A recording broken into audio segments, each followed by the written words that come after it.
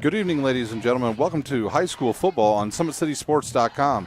We are coming to you live from Zollner Stadium on the campus of Concordia Lutheran High School. My name is Ryan Dellinger, and I will be your host for tonight's exciting Summit Athletic Conference action between the home team, the 1-1 and defending 3A state champions, the Concordia Cadets, and the visitors on the scoreboard, the Snider Panthers, who come into this game 2-0 on this early season, ranked number 6 in 6A and the defending SAC champion. Today's broadcast is brought to you by SummitCitySports.com. Follow us on Twitter at 260sports, like our Facebook page, Summit City Sports, and be sure to subscribe to our YouTube channel. God bless America. Please join me in prayer. Dear Heavenly Father, bless us with your presence this evening. Spread your protective hand over all players and keep them from injury or harm. Enable players, coaches, cheerleaders, and referees to perform to the best of their God-given abilities. Thank you for the leadership of all of our students at Snider and Concordia, and continue to be close to them in their future endeavors. Remind us, Father, that we are your creation, and may all that is said and done during this competition bring honor and glory to your name. We also ask that you continue to watch over all those in Texas and Louisiana affected by Hurricane Harvey. Give them strength, patience, and hope, dear Father. In the name of Jesus, our Savior, we pray. Amen. Our nation's flag is... Parkview Sports Medicine is a proud supporter of Fort Wayne area athletics and its athletes. Parkview Sports Medicine can provide the training, treatment, and education you need to advance your sports game. Have any questions about injury prevention, sports nutrition, and more? We've got you covered. That's Parkview Sports Medicine at parkview.com.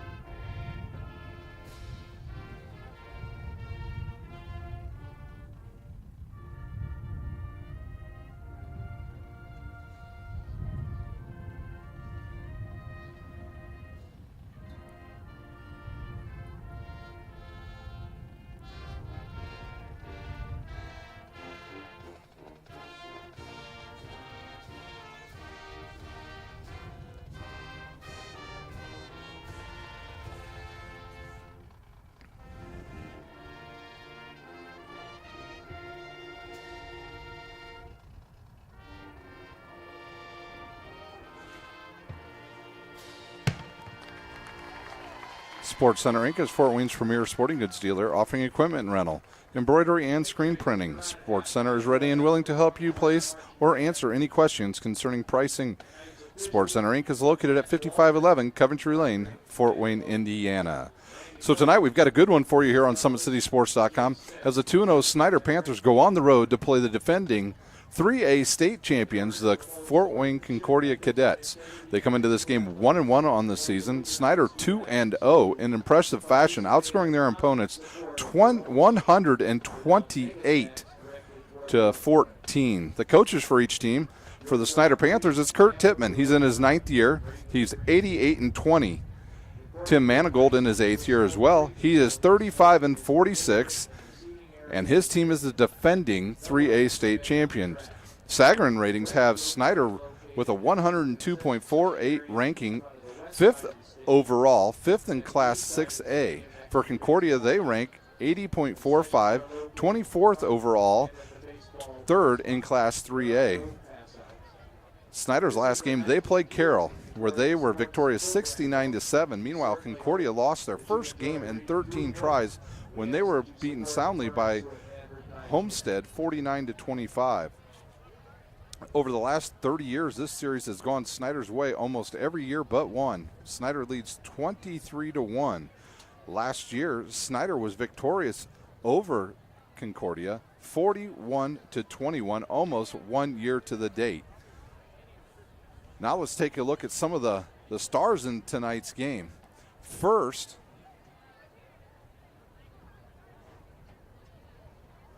First for the Cadets, we'll start with their defense since they won the toss, deferred, and they will start on defense in this game.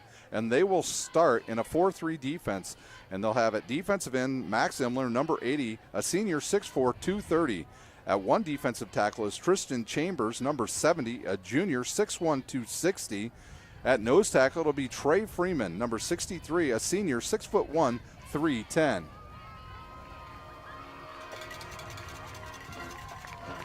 And at the other defensive end position is Liam Fletcher, number 33, a junior 6'2", 175. At outside linebacker, it'll be Michael Fairfield, number 42. At middle linebacker, it will be Trenton Collinger, number 3, a senior 180. At the other linebacker's position, it'll be Nick Causey, number 7. He's a sophomore, 5'9", 180.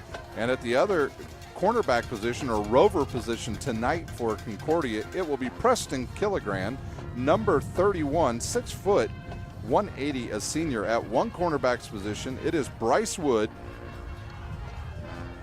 and he is number 2, a senior 6'2", 160. At the other cornerback position is Keani Griggs, number 5, a senior, 6'175", and at the free safety position, it will be Andrew Fortmeyer, number 6, a senior, 5'10", 160. Now let's take a look at their offense. Gone on their offense is their all-world quarterback, and that is Peter Morrison. He leaves and he's off to college, and replacing him will be Jake Bird, number 21, a junior, 6'3", 175. At running back, it'll be Marcus Morrow, number 20, a senior, 5'9", 160. At wide receiver, Keaton Collinger, number 3, a senior, 180. Kamari Anderson Drew, number 1, a junior, 6'1", 170. Tyson Chambers, number 11, a senior, 6'3", 185. And at the other wide receiver's position will be Preston Killigran, number 31, 6'2", 155. On the line, they will start Trey Freeman, number 63, a senior, 6'1", 310. At left guard, it'd be Will Kmeyer, number 52, a junior, 5'11", 200. At center would be Jacob Dole, number 50, a senior, 6 foot, 225. At right guard, it'd be Lucas Johnson, number 75, a junior, 6'2", 220. Casey Coding will start at right tackle, number 72, a junior, 6 foot, 230. And now for your starters on offense for the Snider Panthers. This team has come out firing, ladies and gentlemen. They have scored a ton of points, 128 to be exact.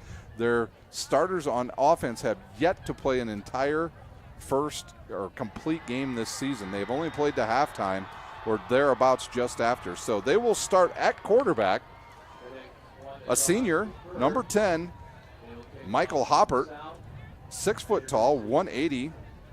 At running back, it'll be Christian Covington, number 1, a senior, 5'10", 190, who already has 7 touchdowns on the season. At wide receiver, they'll have Michael Lido, number 7, a sophomore, 5'6", 145. David Knockason, number 2, a senior, 5'8", 155. And Elijah Maxwell, number 24, a junior, and he is 6 foot, 155.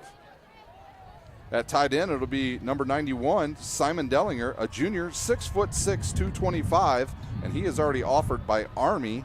At quick tackle, it'll be Garrett Carroll, number 72, a senior, 6'5", 245.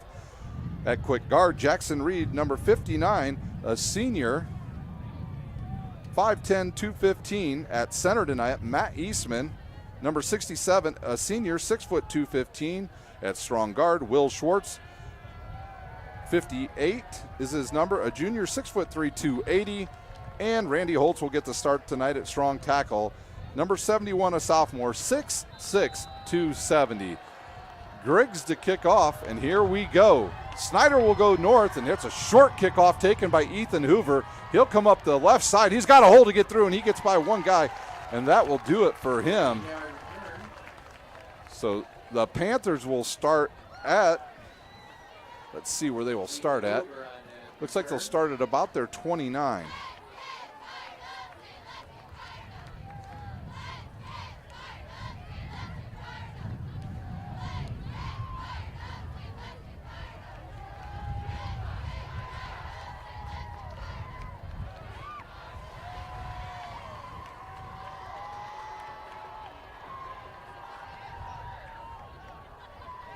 Snider will start in the pistol formation. Michael Hobbert will be back there by himself. He'll have Christian Covington behind him.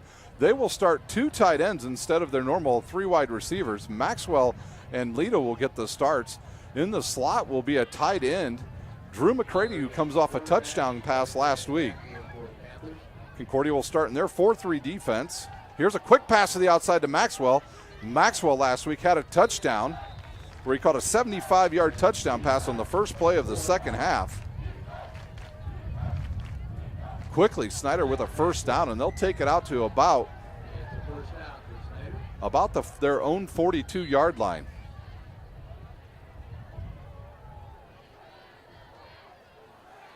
The tight end in motion. It deflects off the tight end, and Hopper just has to fall on it, and he'll be tackled there by, I believe that was Kohlinger of Concordia. Concordia's number is a little bit tough to see there. It looks like it might have been Imler in there on the tackle. That's a loss of 6. Second down and 16. So the first time we've seen Snider try some motion. Here they'll fake it again. They'll look outside. They'll find number 24, Maxwell again. He'll get by one tackler, and he'll get it out to midfield at the 50-yard line. So Snider in business at midfield.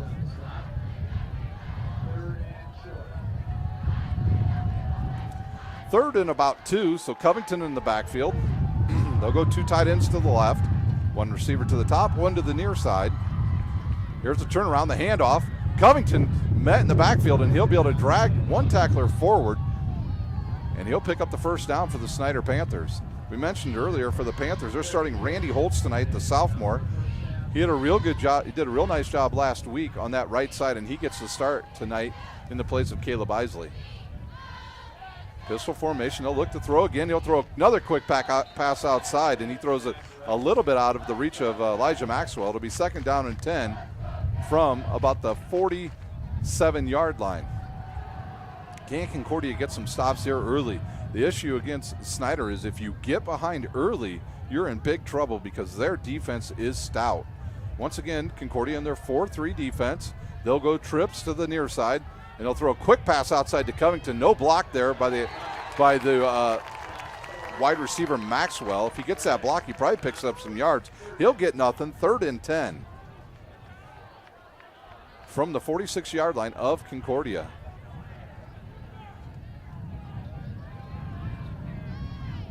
I believe that was Fairfield on that tackle.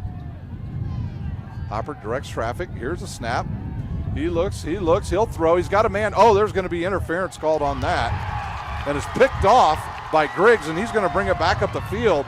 I can't believe there was no interference called there. They totally hit the wide receiver.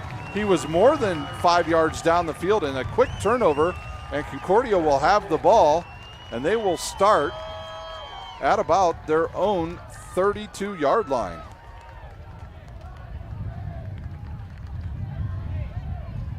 So after the turnover, that ball sailed long. The wind is gusting out of the north-northeast tonight, probably about 16, 17 miles an hour. In the backfield now for the Cadets, it'll be Jake Bird. Jake Bird, a junior, 6'3", 175, and he'll have Marcus Morrow, who already leads the Summit Athletic Conference in rushing with 354 yards. Here's the snap. He'll turn. Now he'll rush it himself. He's going to try to get the edge. He does get the edge, and then he is taken down after about a 4-yard gain. So they'll only give him 3 on that play. He'll come over and talk to Coach Manigold, get the offensive play here. The Panthers, we haven't really talked about their defense yet. And on defense, at defensive end, they'll have number 12, Justin Kopke, at defensive end. He's a senior, 6'3", 220. At defensive tackle, Lawrence Johnson, a senior, 6 foot, 305, and he's already committed to Purdue. Jake Bird back there in this pistol formation once again. He's got Morrow behind him. There's a jump offside by Lawrence Johnson, and that will give Concordia a short second down here. He'll be joined on the other defensive tackle spot by number 77, Zach McDowell, a senior, 6'2", 285. And at defensive end, it'll be a senior, Kerry Perry, 5'9", 232. At outside linebacker, it'll be number 9, Jordan Hogue, a senior, 5'11", 175. At middle linebacker, it'll be Brandon Cox, a senior, 5'10", 190. Also a middle linebacker will be Austin France, number 11, a senior, 6'4", 215, and he's headed to Western Michigan next year. Here's a snap. Bird looks to throw. He'll throw over the middle and have a receiver there. It was Kamari Anderson-Drew, and he drops it. I think he might have heard some footsteps coming at him. He had Luke Owens and Hunter Causey bearing down on him, and he drops it. At cornerback for the Panthers, it'll be number 19, Luke Owen, a junior, 5'10", 150, comes in this game with 2 interceptions. Hunter Causey will be the other cornerback, number 21, 6', 170, a senior, transfer from Homestead.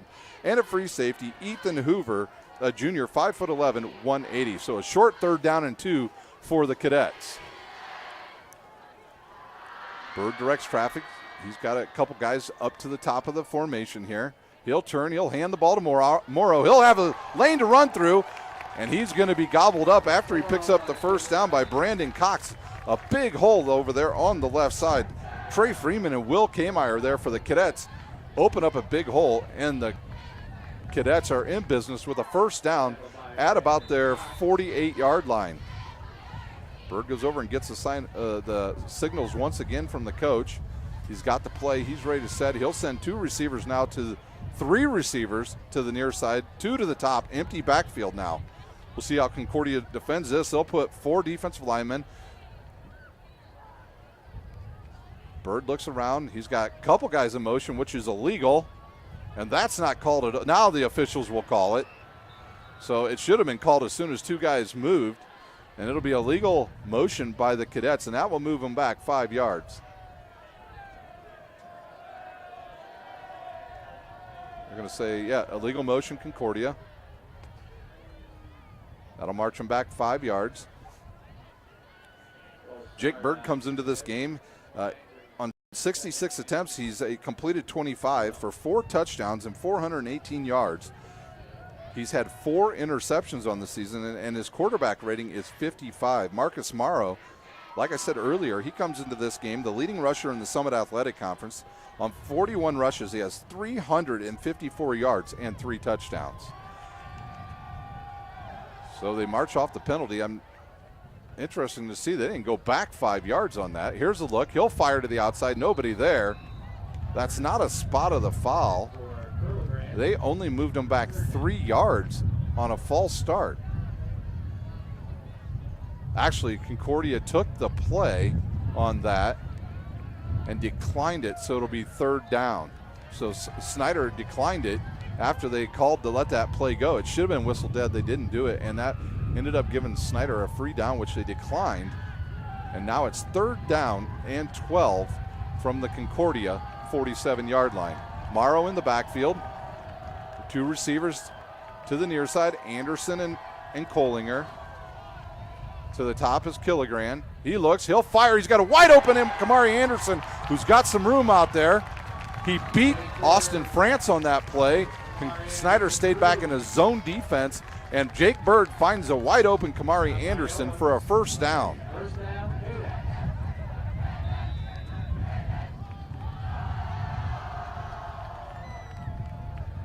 So Concordia looking good in the pass game. Snider not able to get any pass rush as of yet. Snider only giving up 14 points on the season. They'll once again spread Concordia out, or Concordia will spread Snider out. They'll go 5 wides, 2 to the top, 3 to the near side. Bird in the shotgun. He'll motion Morrow into the middle, and now he'll drop back, and now they're setting up a screen. Well-designed play, and Morrow's going to get close to the first down. He'll be about a yard short, maybe 2. So they let Justin Kopke rush upfield for Snider and set up a real nice quick play, and I think that's one way that you can beat Snider is by the short, quick passing game. That negates that rush of McDowell, Johnson, and Kopke. So Bird comes over, gets a play once again. We got 7:10 remaining here in the first quarter. We'll keep you updated the rest of the night on some other games around the area. We've got Carroll and, Bishop Lures at Homestead tonight, Carroll at Northside. So we'll keep you updated at halftime. Bird now with one guy behind him. That's Morrow. They motion a guy. He'll throw again. He looks. He fires, and he had number 11, Tyson Chambers, wide open, but he underthrew him. If he leads him a little bit, they have an opportunity for a touchdown there. 3rd and 2.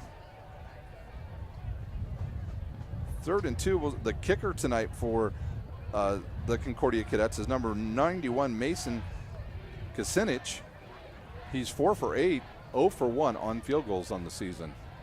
Bird will run in there now. He's got the play clock down to 15. Not a very big crowd for the Snider faithful tonight. Concordia in droves. They're the defending 3A state champions. Bird now, he'll take the ball. He'll rush right. They run an inside trap. It works, and they get to the outside, and they got a chance to score. So a little misdirection there by the Cadets. We'll see who was on that run.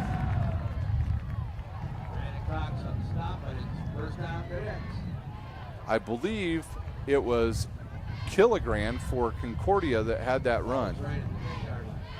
So they're down to the 10. They're inside the red zone, 1st and goal from the 10-yard line. So Concordia working a little bit of their magic here early, as last year they were defeated by the Panthers by 20. That score is not indicative of how close that game really was. A couple plays early in that game would have gone Concordia's way. They may have pulled the upset off. 3 wide receivers to the near side, 1 to the top. He'll roll right, he'll look, he'll fire. It's picked off by Ethan Hoover in the end zone. It looked like he was trying to hit Kohlinger. Instead, he underthrew it, and Hoover drives on the ball, picks it off, and Snider will have the ball. We'll take a quick timeout here on Summit City Sports with the score tied at 0.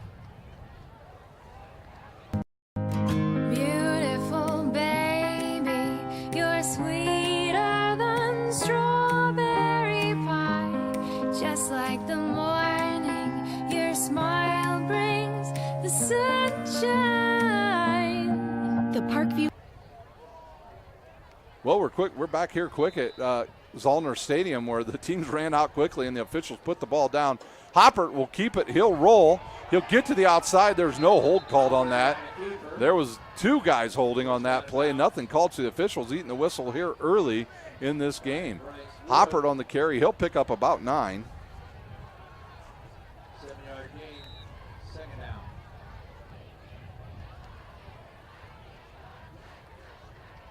Hopper will have Covington in the backfield, 2 receivers to the top, double tight ends. They'll hand it off to Covington. He'll run to the left. He gets an opening out there, and he'll have enough for the 1st down. And when Snider turns the ball over, which this season that's their 1st turnover, actually he's short of the 1st down and actually lost a yard. Fortmeyer on the tackle for Concordia. Actually, now they'll move the stick up, and it will be 3rd and 1. Like I said, when Concordia Snider gets in trouble, they decide to run the ball. When you've got that big offensive line, you're able to just wear teams down. Double tight ends to the right. Here's a snap. They'll turn and hand it off to Covington. Big lane right up the middle, and he'll bust it out to about the 25-yard line. So Covington early here, right up the middle. Out will go McCready. In will come Merriweather for the Snider Panthers. So Merriweather back in the lineup this week. He was out last week. They'll go 3 receivers to the top with a tight end. They'll fake, they'll look, throw it over the middle, wide open Michael Lito, and they say he dropped it. So Michael Lito just running a quick route over the, actually now they're saying the officials are very confused here to start this game. One official calls a catch and the other one calls incomplete. So 2nd down and 10 from the 25. Merriweather and Maxwell will go to the near side. Michael Lito all alone to the top. He'll have Simon Dellinger, the tight end, on his side. Covington in the backfield. There's a high snap given to Covington, and he'll drag a tackler down the field, and he almost fumbles, and now he pushes his way forward, and he'll have enough for the 1st down. Covington is one of those guys you cannot tackle by yourself. Fairfield is the one credited with the tackle. They will, and now they will give him enough for the 1st down. 4:42 remains here in the 1st quarter with no score. Snider on the move. They started this drive from their own 7-yard line. Here's a snap, high again. They'll hand the ball off to Covington again, and he will run right up the gut for about another 5 yards. So the Snider offensive line getting some push. Merriweather checks out for Snider. Into the game comes McCready, and now they'll put all the big guys on the left side of the line. They'll go double tight ends to the left with a wide receiver down there. And there's an offside on Concordia, and that may be a free first down for Snider. We'll see if there was any movement. Concordia in their 4-3 defense. That is a penalty on Concordia, and that should give Snider enough for a first down. The official comes up to take a look, and they're holding them. They're going to hold off any play here yet until the sticks get moved. Still some confusion by the officials. I mean, I'm looking straight. I'm sitting exactly where that line is, and that ball's a first down.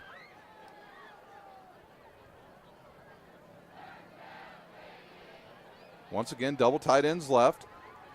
Covington in the backfield with Hoppert. Here's a snap. He'll drop back. He'll look down the middle. He has a wide open tight end. McCready on the catch, and he'll pick up about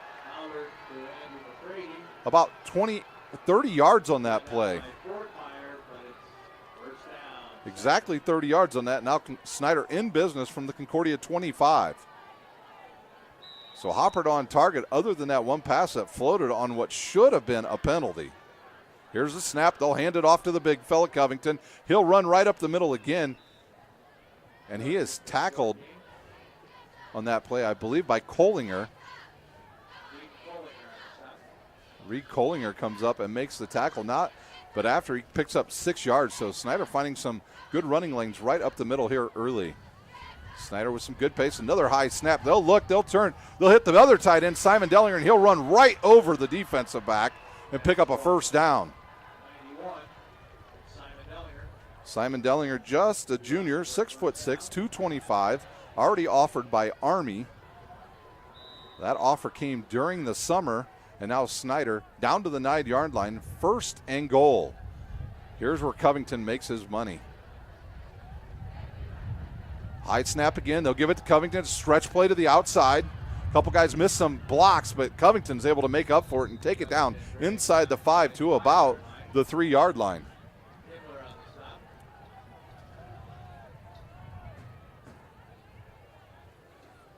.248 remains. Snider once again quickly up to the line of scrimmage. Out goes Maxwell. They'll bring in another one of their big guys, and they'll bring in the fullback, Kerry Perry, and he'll line up to the left of Hoppert with Covington about 2 yards behind him.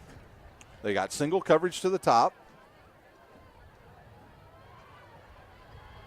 Here's a snap. It's another high snap, but Covington gets the ball and rumbles down to about the 2, and he's stopped there, and it'll be 3rd down. 3rd and goal from the 2. Dahl in there. They say Dahl on the tackle. Jacob Dahl playing both ways tonight for the Cadets. Play clock winds down. Hoppert under center. He turns, hands it off to Covington, right up the middle, and he's tripped. I think he stepped on somebody's foot. And he's down right at the goal line at the 1. We'll see if the Panthers decide to kick a field goal or go for it here from the 1-yard line. And here comes the jumbo package. And I mean jumbo, as they run in big Lawrence Johnson and Zach McDowell. And they will come in and they will play on the line. Actually, they're going to line up in the backfield with the quarterback. Here's a snap. It goes. They turn around, give it to Covington. He'll reach forward in for a touchdown from 1 yard out. So Snider on the board at 1:23 of the first quarter. That was Covington from 1 yard out.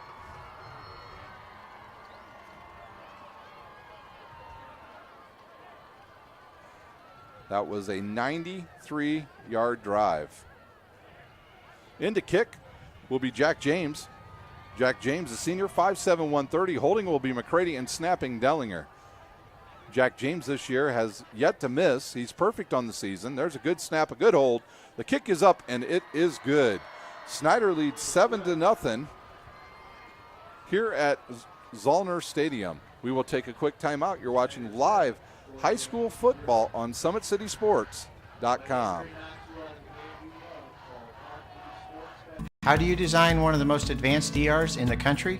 At Parkview, we did it by focusing all our attention on you, the patient, by involving doctors and nurses in the design process, by creating quieter, more private spaces, and by leading the region in heart, stroke, and trauma care.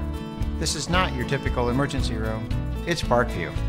In an emergency, isn't this where you'd rather be? Parkview, your partner in health.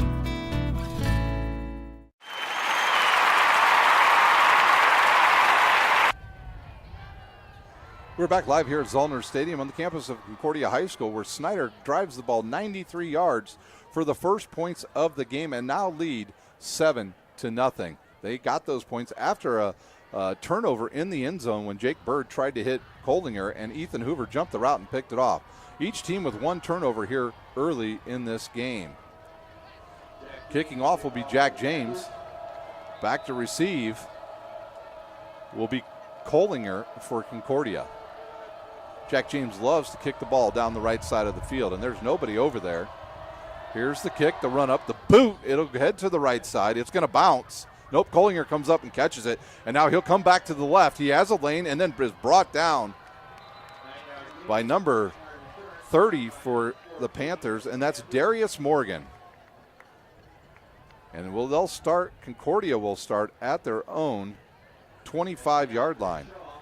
Other games we'll be keeping an eye on for you tonight will be Carroll at Northside, Bishop Lures in a big game at Homestead between two undefeated teams, Dwenger at Southside, Wayne looking for their first win at Northrop, Leo at Norwell, Woodland at Heritage, DeKalb at New Haven, and Huntington North at East Noble.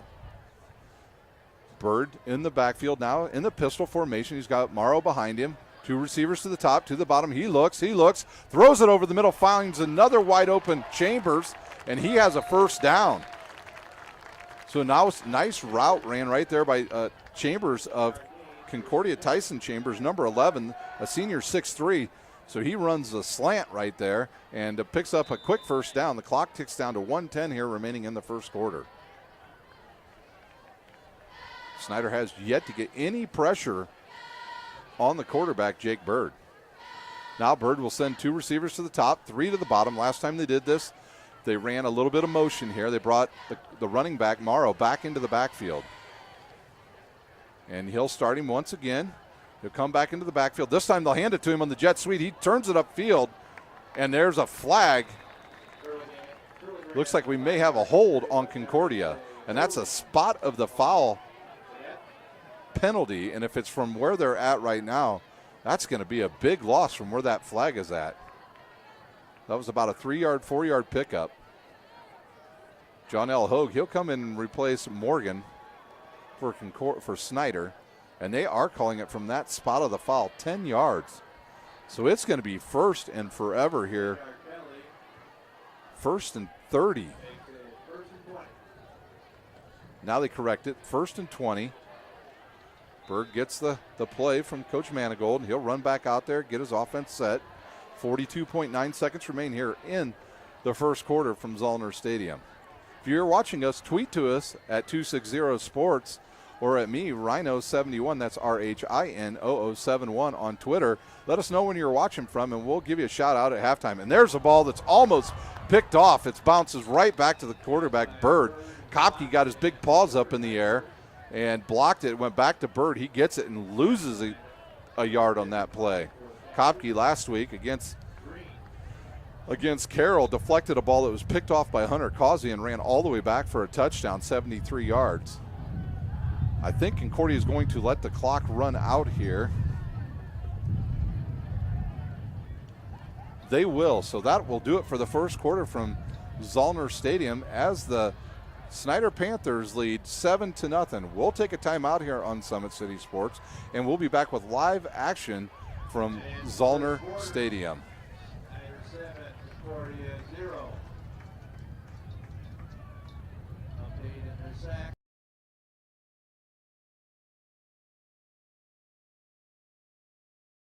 While the expansion of the Sport One Parkview Fieldhouse is enhancing the experience for athletes around the area, Parkview Sports Medicine is doing the same inside of the expansion. Introducing the brand new Parkview Ortho Express Clinic, providing immediate access to the entire PSM team for athletes all around the region. We have this team that we can take care of them from the moment they come in, present with their injury, take them all the way through to the point where they're ready to be back to the performance level that they came in pre-injury. We can provide just about anything that any of your walk-in clinics provide, but we definitely focus on musculoskeletal issues. The Ortho Express Clinic meets athletes where they're at and when they're playing.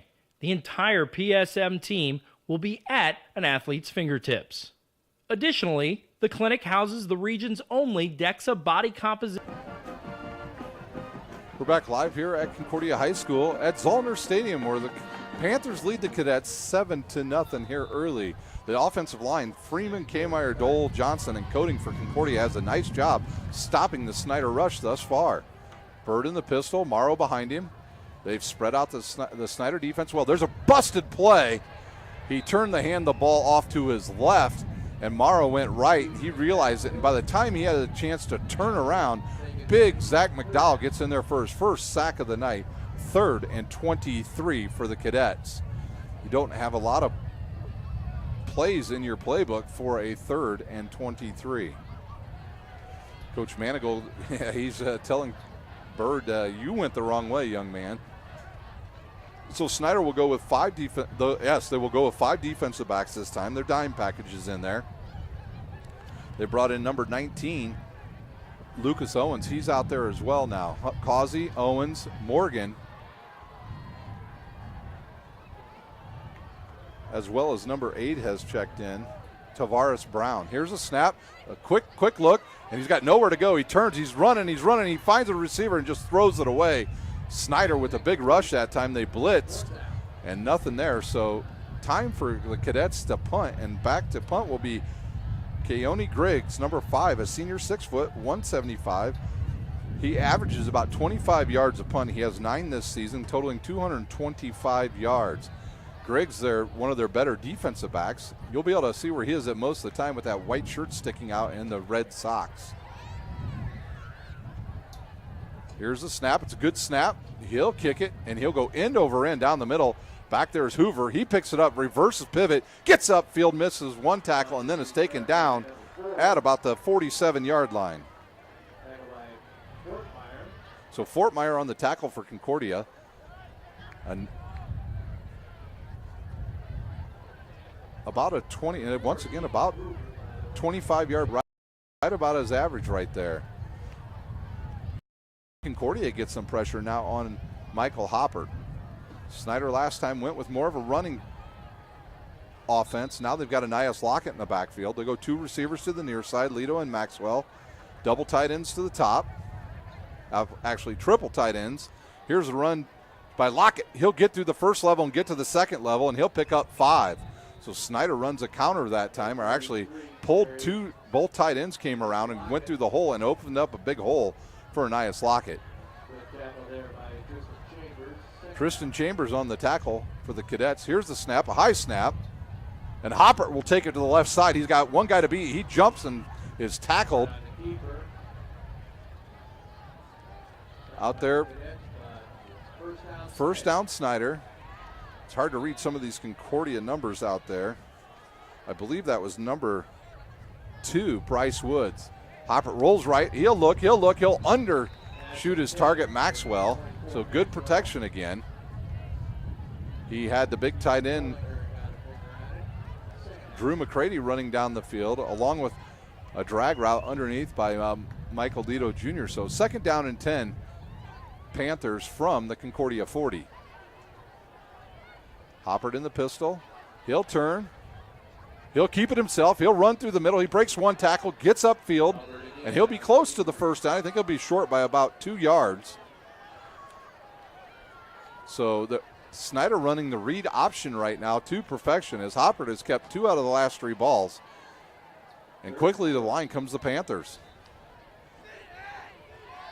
And the chain gang just a little bit confused on, they thought it was a first down. One of the chain guys did, so they stopped play.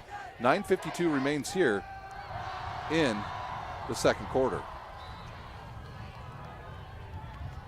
Hopper in the pistol. He'll get another high snap. Gives it to Lockett. Huge push up there by the Panthers, and he'll pick up the first down.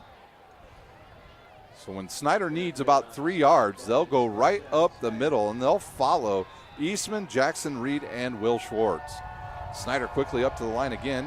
One receiver to the top, one to the bottom. There's another high snap. They'll give it to the outside. Goes Nias Lockett. Nice tackle out there by a shoestring tackle. Fairfield, if he doesn't get Lockett on that, Lockett is off to the races and potentially in the end zone with a touchdown. Ball on the 21. Snider going very fast. A little bit like IU last night. Over the middle to McCready. Oh, and a big shot by Griggs on McCready. He had both tight ends running down the middle. He elected to go to McCready. Dellinger was running the other side, and Maxwell running down the sideline. Third down and about 3 from the 21. One thing we know for Snider, they've got a field goal kicker that can make it from that distance, and I don't think they're going to need him here because I think Lockett picks up about 5 and picks up the first down. So Snider in business inside the red zone, the Parkview Sports Medicine red zone. Hopper in the pistol formation. He'll turn. He'll hand it to Lockett again. He tries the middle again. Nothing there. Garrett Carroll misses his block a little bit, and the Concordia linebacker, I believe that was Collinger, who came up on the stop for the Cadets. Second down and 8. Another high snap. That'll throw some rhythm off. He'll look. Throw to Dellinger. Dellinger turns, looks upfield, bounces off a tackler, and lands in the end zone for a touchdown from 13 yards out.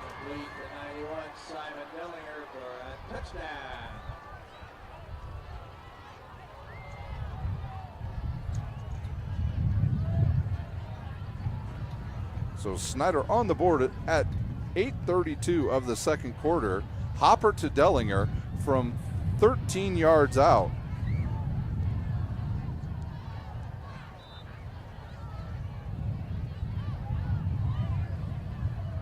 Dellinger to snap, so he scores a touchdown. Now he's got a snap. To McCready, the other tight end, and then Jack James will kick. All 3 of them baseball players at Snider. And somebody moved, and all of Concordia is pointing at somebody on Snider. Jack James this season, perfect from extra points, and has a field goal from 51 yards against Northside on opening weekend. That penalty is on Snider. Somebody moved. It may have been a snap infraction. I saw one of the Concordia players actually motion that the ball moved. So that'll move him back 5. The wind blowing now almost directly out of the north. The north and the west, so the wind is switched. There's the boot. It's up. It is good. Snider leads 14-0 here early at Zollner Stadium. We'll take a timeout, and we'll be back with live action on SummitCitySports.com. How do you design one of the most advanced DRs in the country? At Parkview, we did it by focusing all our attention on you, the patient, by involving doctors and nurses in the design process, by creating quieter, more private spaces, and by leading the region in heart, stroke, and trauma care. This is not your typical emergency room. It's Parkview. In an emergency, isn't this where you'd rather be? Parkview, your partner in health.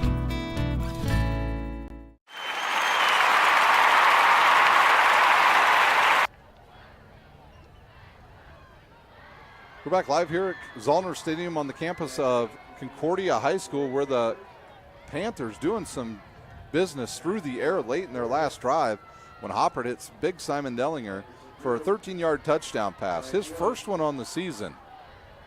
And the Panthers lead 14-0 over the defending 3A state champions.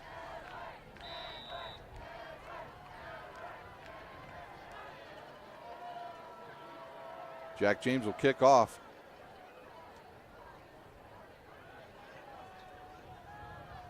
He'll run up, he'll boot it.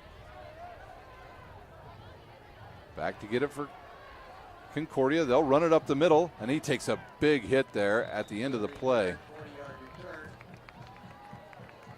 And that was number 2, Bryce Woods. Bryce Woods on a nice return, first down, Concordia. Concordia will start now at about their 26-yard line.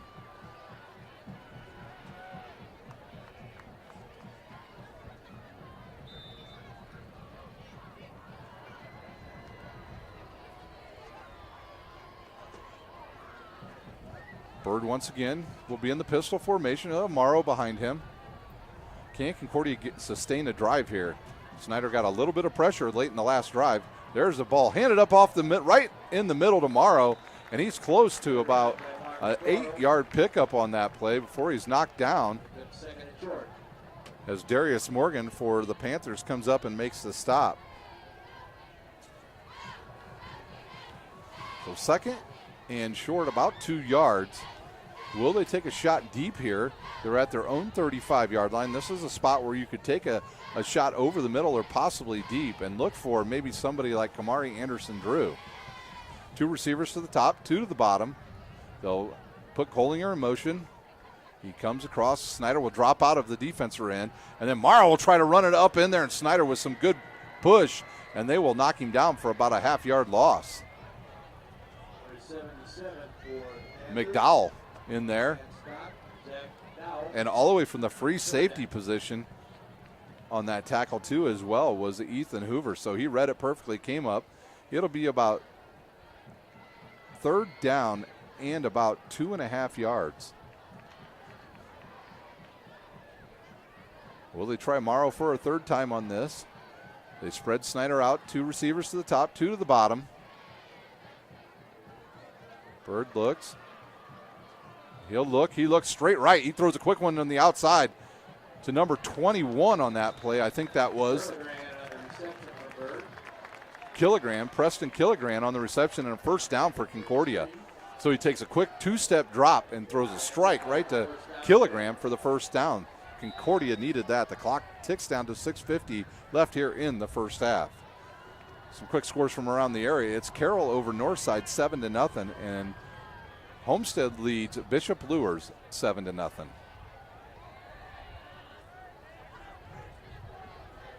Bird's got 3 receivers to the top, 1 to the bottom. He'll take the snap, roll right, he'll pitch, and he gets decked on that play. As Justin Kopke comes up and lays him down, but he pitched the ball to Morrow on the option play, who ran it for about, I'm going to say, 6 yards on that. That's not a play I think they want to have Jake Bird run very often, with a free rusher coming in there who just absolutely laid Jake Bird out. Bird up quickly, gets the play from Coach Manigold. He'll run back to the huddle. Concordia with a little momentum here as we get through about down to the midway part of this second quarter. 3 receivers to the near side, 1 to the top, still in the pistol formation. Here's a snap, they'll roll, this will be a reverse, and Snider has it perfectly read as Kerry Perry stays home from his left defensive end spot and reads that, and Concordia is only able to pick up about 1 yard on that, and it'll be 3rd and 3 from their own 46-yard line. Zach McDowell will check out. We'll see who checked in for him. Number 74 checks in, and that's Gregory Craig, who will see his first action of the night. So Snider basically just going with 2 linebackers now, France and Cox. Here's a snap. They'll hand the ball to Morrow. He'll have a running lane right up the middle, and he picks up the 1st down. And when they need yards, they go over that left side. Trey Freeman and Will Kmeyer in the center. Jacob Joel turned both of the defensive tackles and defensive ends out for the Panthers, and they're able to run right in that spot and pick up a 1st down. So Concordia here with a little ball control as the clock runs down to 4:40 remaining here at Zollner Stadium in the first half. 2 receivers to the top, 2 to the bottom. Pistol formation, Morrow in the backfield. Here's the snap, and straight drop. Now the rush is on. Can they get him? And the ball is thrown out of bounds, and they do get after him, but Bird is a big guy, and he's able to stay on his feet as Kerry Perry came from the right side along with Lawrence Johnson. They had him wrapped up, but he threw the ball wisely out of bounds. 2nd and 10 for the Cadets. Game time temperature was about 64 degrees. Mother Nature threw us for a little twist here in early September. as it cooled down quite a bit throughout the day. We started right around 71 degrees here this afternoon, and now it's cooled down to about 63 or 62 degrees. The wind is now blowing out of the northeast, and Concordia with a 2nd and 10 inside Snider territory. Here's a snap in the middle, given to the running back Morrow, and nothing there. You can pick about 3 different Snider players on that. I think they'll give credit on the first hit to Kerry Perry. Kopke on the tackle as well. 3rd down and 10. Snider will bring in now their 5 defensive backs.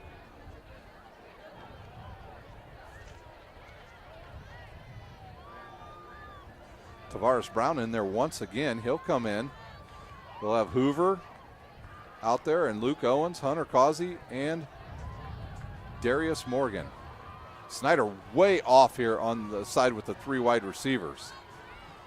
Bird will look the other way and fire, and it's almost picked off by Hunter Causey.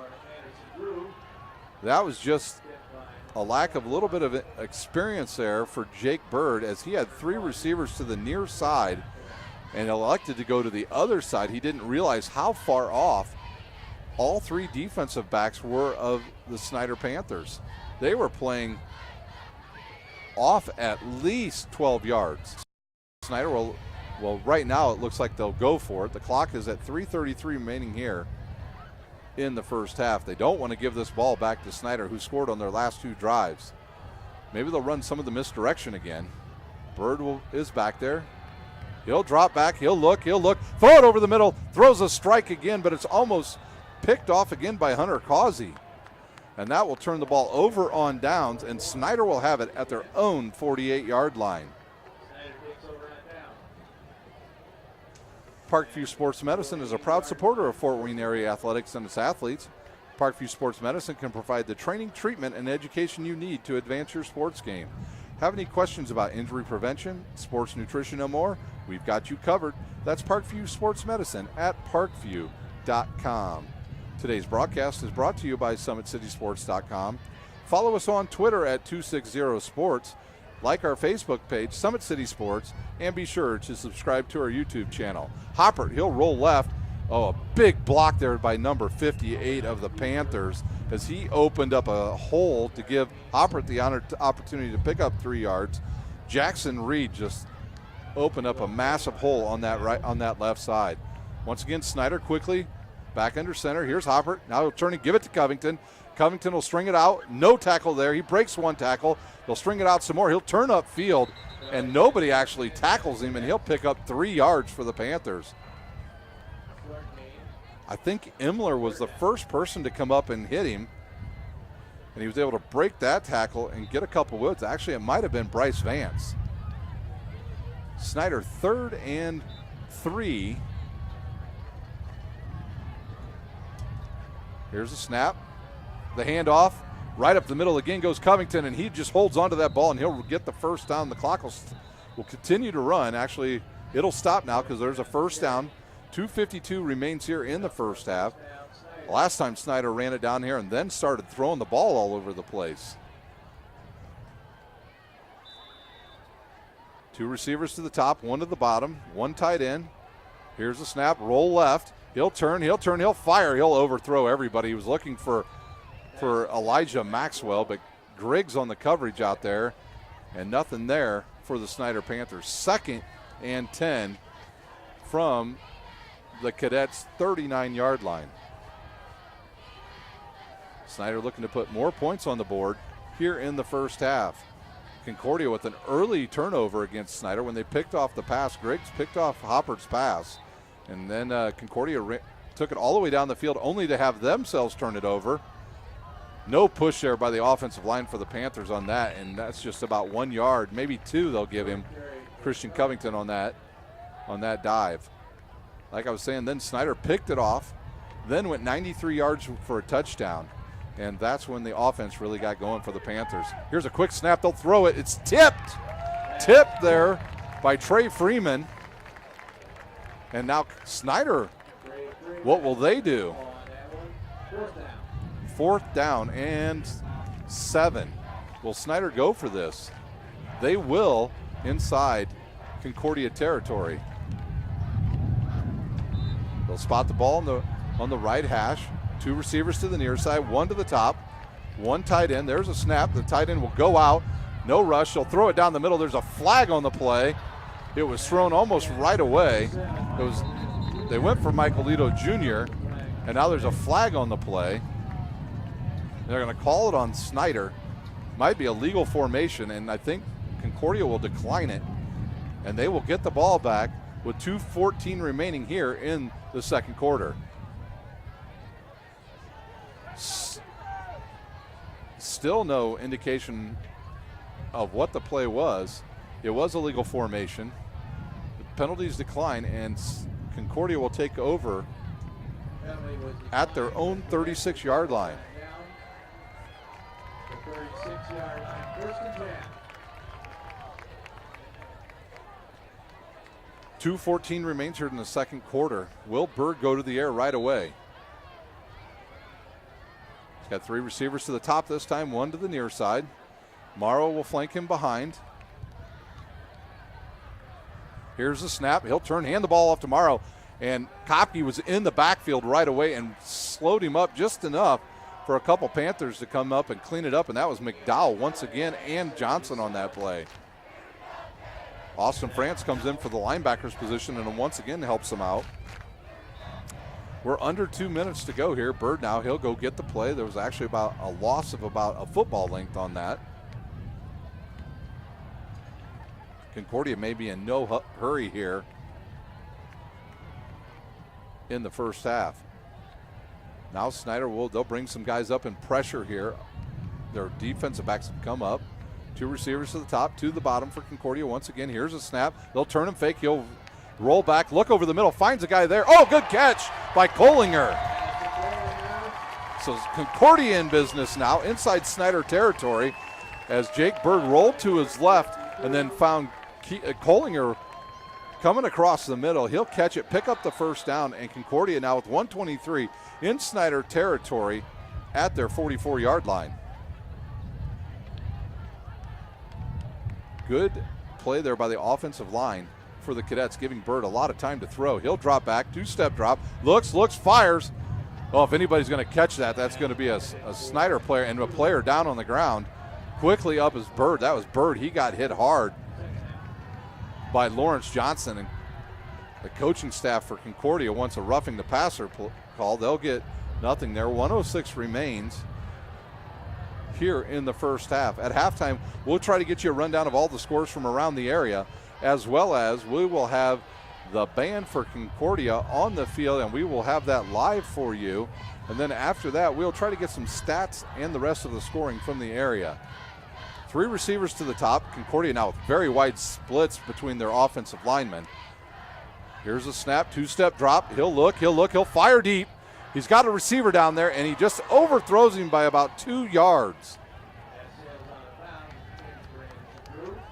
Kamari Anderson drew the intended target on that. I believe that was Tavares Brown over there on the coverage along with Ethan Hoover. Concordia will make the long run back to the huddle. Kamari Anderson ran about 50 yards, and now he's got to come back. 3rd and 10 at the Snider 43. Will they go in the air once again, or could they go with a draw here? They'll have the wide splits again. 1 receiver here on the near side, 3 to the top. Snider kind of giving away their defense here early. Here's a quick look, a throw, and it bounces off of a Concordia helmet as they were trying to hit Kamari Anderson Drew on a smoke screen. Doesn't work. 4th and 10 from the 43.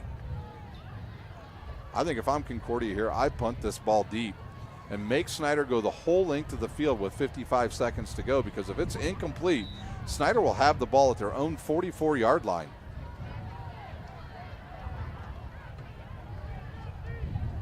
Two receivers to the near side, 3 to the top. This could potentially be a pooch kick by Jake Bird. He'll back up a couple steps, and yes, that's what he's lining up to do. A low snap, the rush is on. He'll throw it, and Snider would be wise just to let it to go out of bounds. They do, and they'll take over at their own 43 with 51.9 seconds remaining.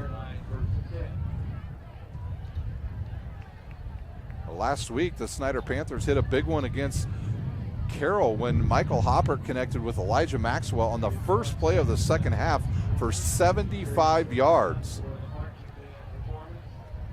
So will they try that play here? The wind is gusting pretty good now out of, still once again, the northeast. Well, the flags next to us are gusting straight out of the east, and our other one is more southeast. So just depends on where you're at here in the stadium. Hopper in the backfield. He'll turn, he'll look.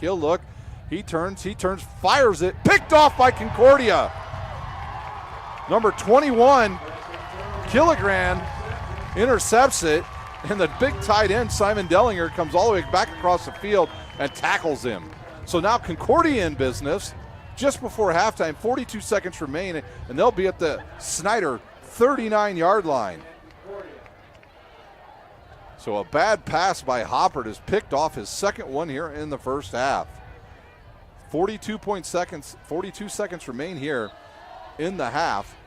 So Snider has the ball all of about less than 10 seconds, and Concordia gets it back. Trip receivers to the near side. Chambers, Collinger, and maybe Preston Killigran. He'll look that way this time. The rush is on. He gets out. Nice move. He'll throw a floater over the middle. And Darius Morgan on the coverage there against Collinger. Even if they would have thrown the flag, they'd have picked it up because that was an uncatchable ball. 35.3 seconds remains. Nice play by Jake Bird. He recognized the rush coming up the field from the defensive ends, and the tackles also went upfield, McDowell and Johnson, so he stepped up through it and tried to make a play to Collinger, but he just overthrew it. I don't know if the wind is, probably the wind is wreaking some havoc right now down on the field, as our flag down on the north end has gone completely still, and the ones next to me are blowing and gusting pretty hard. Trip receivers to the top. Now they'll switch them down to the bottom. Play clock winds down to 20 seconds. Bird in the pistol. He'll drop back, two-step drops. He'll look. The rush is on. He gets away from it. He'll turn. He'll fire the ball. A strike to Kamari Anderson, who turns, gets upfield, and then gets hit by about 4 different Panthers. And that'll stop the clock with 25 seconds to go. Another nice play by Jake Bird. I don't think Snider has really figured out how he's able to get out of their pressure as Lawrence Johnson comes in just too quick and doesn't break down. And when he doesn't, that allows Jake Bird to scramble outside. We'll have a timeout on the field with 25.2 seconds remaining. Snider leads 14-0 over Concordia here at Zollner Field.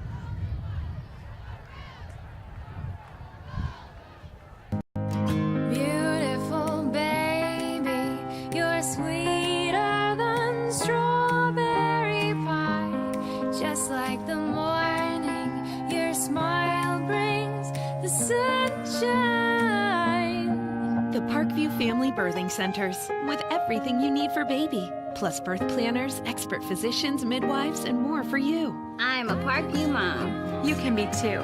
Learn more at parkviewmom.com.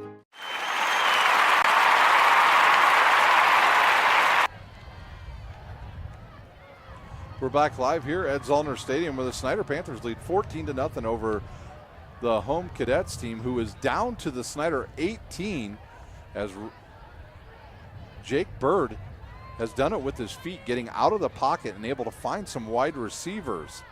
So nicely done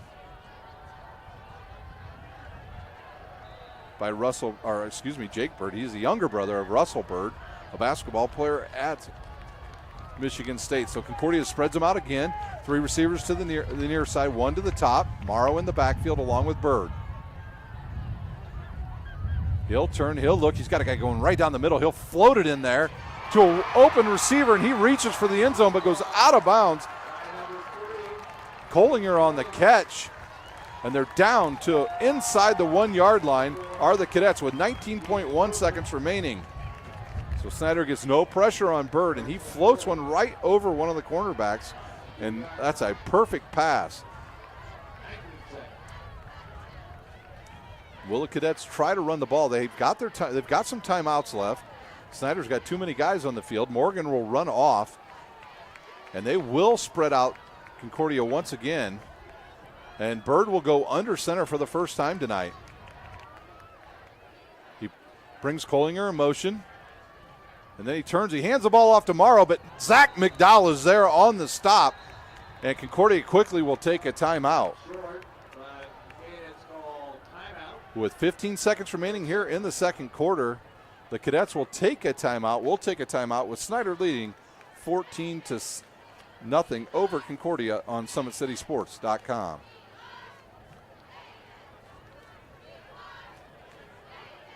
How do you design one of the most advanced DRs in the country? At Parkview, we did it by focusing all our attention on you, the patient, by involving doctors and nurses in the design process, by creating quieter, more private spaces, and by leading the region in heart, stroke, and trauma care. This is not your typical emergency room. It's Parkview. In an emergency, isn't this where you'd rather be? Parkview, your partner in health.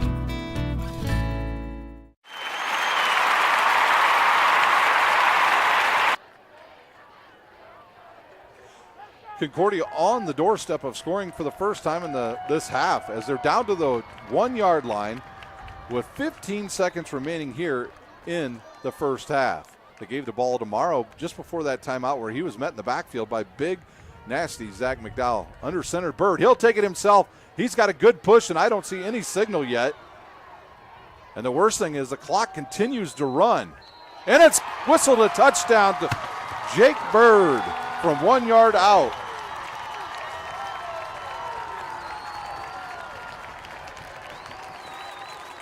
At the 7-second mark, it's Bird in from 1 yard out. So Bird did it early with his arm and then finished it off with his legs.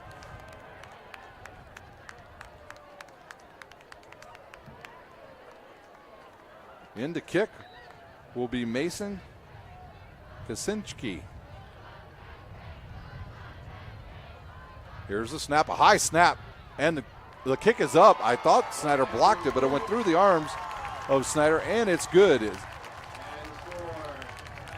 Snider now leads 14-7 with just 7.2 seconds remaining here in the first half. We'll take a quick timeout. You're watching live high school football on SummitCitySports.com.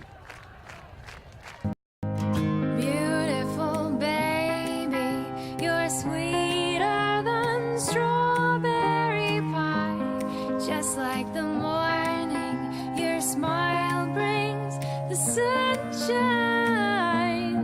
The Parkview Family Birthing Centers, with everything you need for baby, plus birth planners, expert physicians, midwives, and more for you. I'm a Parkview mom. You can be too. Learn more at parkviewmom.com.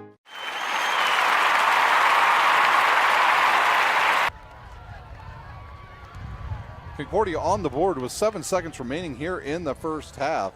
And now they trail only by 7.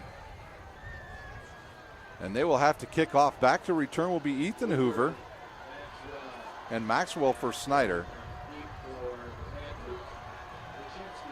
Kaczynski to kick.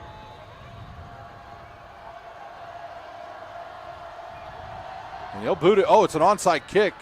And Merriweather picks it up for Snider, and he'll run it back up to about the 43-yard line. Damari Merriweather on that run. So at halftime, we will have scores from around the area, as well as you'll get to watch the Concordia Marching Band. Will Snider do anything here with 2.2 seconds remaining? I doubt they will. And they will have to kick off to Concordia in the second half. At times, we've seen Coach Tippmann be a gambler in these situations.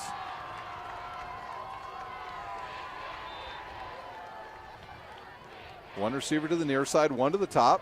I think they're just going to turn and hand the ball off. Nope, they're going to go deep. Good coverage over the middle and throws it behind the wide open receiver Elijah Maxwell, and that will do it. And we are at halftime with Snider leading Concordia 14-7.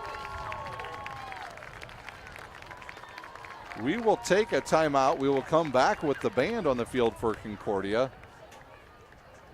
Snider leads 14-7 here at halftime. You're watching live high school football on SummitCitySports.com.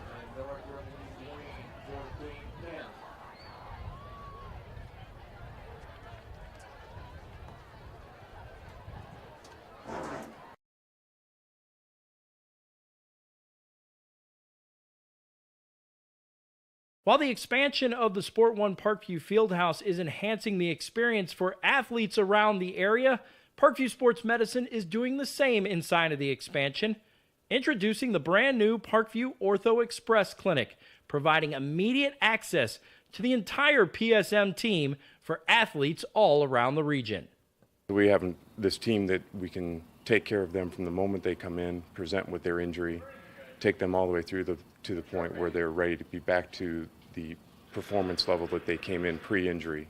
We can provide just about anything that any of your walk-in clinics provide, but we definitely focus on musculoskeletal issues. The Ortho Express Clinic meets athletes where they're at and when they're playing. The entire PSM team will be at an athlete's fingertips.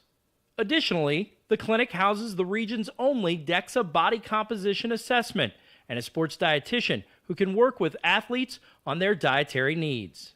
Some athletes, it might be a difference in their starting position. They might see a number and say, wow, I had no idea that was my body composition. How can I change this? And sometimes just seeing numbers is more motivating than just talking about, maybe their calorie amount that they're taking in. The advantage to having an Ortho Express clinic is the diversity of the hours. So people who have non-traditional work schedules should be able to get in. I think having athlete access on the athletic trainer side in the trenches, so to speak, and having them be able to get a hold of us or maybe send us a note and saying, hey, this patient's coming in, this is what I'm worried about, and gives us a heads up. Whether it's the use of treatment tables, the radiology room, cold whirlpool tank, or the traditional exam room, the Ortho Express Clinic gives patients a seamless experience all under one roof. This is the type of facility you see in professional and high-level Division I athletics where you have everything right in one place. So if an athlete gets hurt playing basketball or volleyball on the other side, within the same facility they can get their physical therapy or an x-ray if needed just to rule out a fracture. That's stuff you hear about in the NFL, stuff you hear about at high-level colleges where kids just went downstairs and got an x-ray at halftime. We can actually do that in-house now. So it makes us kind of a state-of-the-art, unique facility.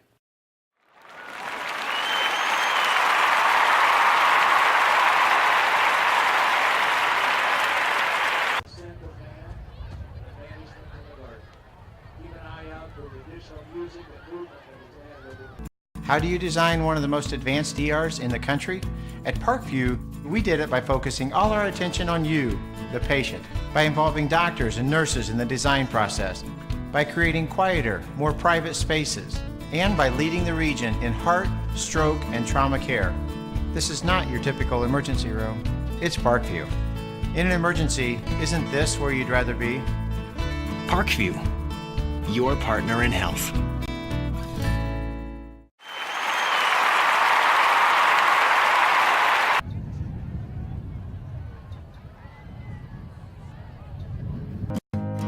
Beautiful baby, you're sweeter than strawberry pie. Just like the morning, your smile brings the sunshine. The Parkview Family Birthing Centers, with everything you need for baby, plus birth planners, expert physicians, midwives, and more for you. I'm a Parkview mom. You can be too. Learn more at parkviewmom.com.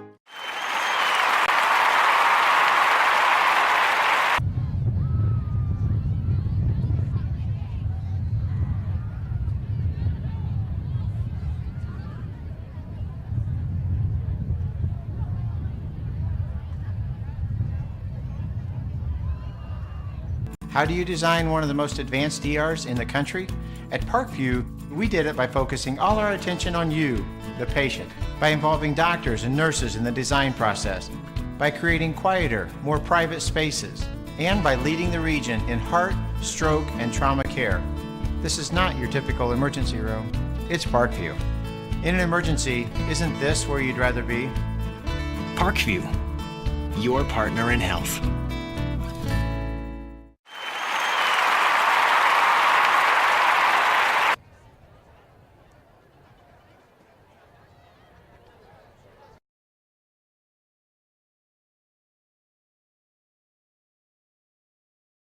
While the expansion of the Sport One Parkview Fieldhouse is enhancing the experience for athletes around the area, Parkview Sports Medicine is doing the same inside of the expansion, introducing the brand new Parkview Ortho Express Clinic, providing immediate access to the entire PSM team for athletes all around the region. We have this team that we can take care of them from the moment they come in, present with their injury, take them all the way through to the point where they're ready to be back to the performance level that they came in pre-injury. We can provide just about anything that any of your walk-in clinics provide, but we definitely focus on musculoskeletal issues. The Ortho Express Clinic meets athletes where they're at and when they're playing. The entire PSM team will be at an athlete's fingertips. Additionally, the clinic houses the region's only DEXA body composition assessment and a sports dietitian who can work with athletes on their dietary.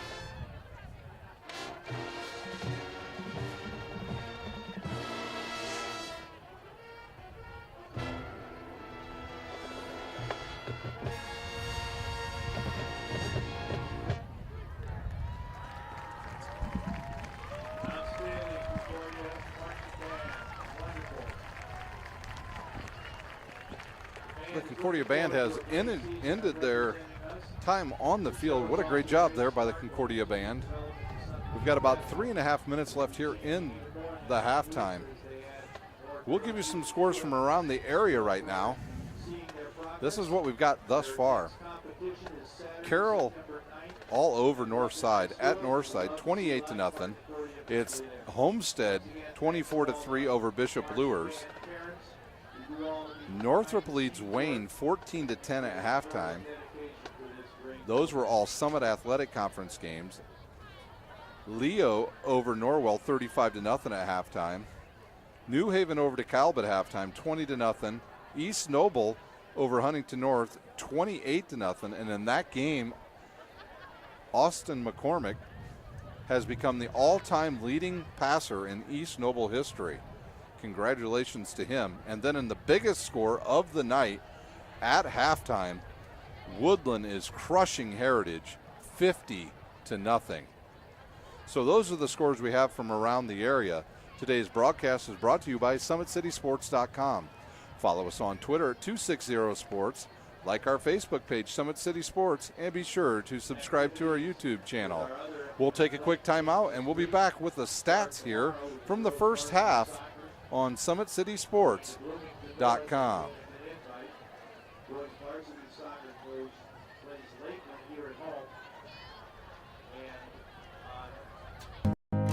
Beautiful baby, you're sweeter than strawberry pie.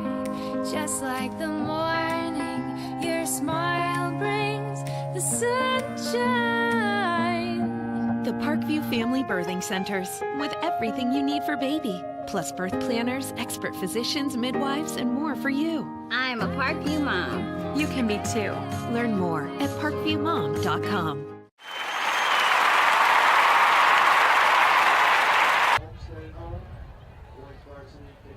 We're back live here at Zollner Stadium, where both teams are now returning to the field to start their halftime warm-ups. Today's broadcast is brought to you by SummitCitySports.com. Parkview Sports Medicine is a proud supporter of Fort Wayne area athletics and its athletes. Parkview Sports Medicine can provide the training, treatment, and education you need to advance your sports game. Have any questions about injury prevention, sports nutrition, and more? We've got you covered. That's Parkview Sports Medicine at parkview.com. Sports Center Inc. is Fort Wayne's premier sporting goods dealer, offering equipment rental, embroidery, and screen printing. Sports Center is ready and willing to help you place orders or answer any questions concerning pricing. Sports Center is located at 5511 Coventry Lane, Fort Wayne, Indiana, 46804. Pretty even first half as far as total yardage goes. Snider with just 183, while Concordia checks in at 142. For the Panthers, for Michael Hoppert, it's been a rough first half. He's 5 of 15 for 81 yards, 2 interceptions, and 1 touchdown. For Christian Covington, he's ran the ball 13 times for 57 yards and a touchdown. Drew McCready has 1 catch for 30 yards. Sims with 1 catch for 11. Elijah Maxwell with 2 catches for 27. And Simon Dellinger, 1 catch for 13 yards and a touchdown. For Concordia, Jake Bird got really comfortable in that second quarter and started to move around in the pocket, use his feet, and was able to find some open receivers late to give Concordia a nice push after a late turnover by the Snider Panthers, where they pushed it down to the 1 yard line, and then Jake Bird does it himself, runs it in from 1 yard out to give Concordia life here as they will get the ball to start the second half. Jake Bird in the first half, he was 8 for 21 for 104 yards, 1 interception. Marcus Morrow, 15 rushes for 38 yards. So the main target in the first half has been Keaton Collinger of Concordia and Kamari Anderson-Drew. Those are the 2 main receivers he found late. Anderson-Drew, especially on the last drive where he got the ball down inside the 5 yard line for them, and they were able to punch it in from there. And that's where we stand at halftime, 14-7. The Panthers. The Panthers come into this game ranked number 6 overall in 6A and have steamrolled their first 2 opponents by the mark of 128-14. Concordia coming off a loss last week to Homestead, who at this point tonight is all over Bishop Luers, 24-3. Concordia lost last week to them, to Homestead that was, and they look to avenge that loss, get back on the winning side. They are the defending 3A champions last year, where they beat Lawrenceburg big in the championship game to claim their first state championship as a program. Can they figure out a way to slow down the Snider running game here in the second half? And can Bird continue to find open receivers and get out of the pocket and out of danger, which he has done very well here in the first half? We'll find out. Both teams finishing up their warm-ups. We'll be back with second half action here on SummitCitySports.com.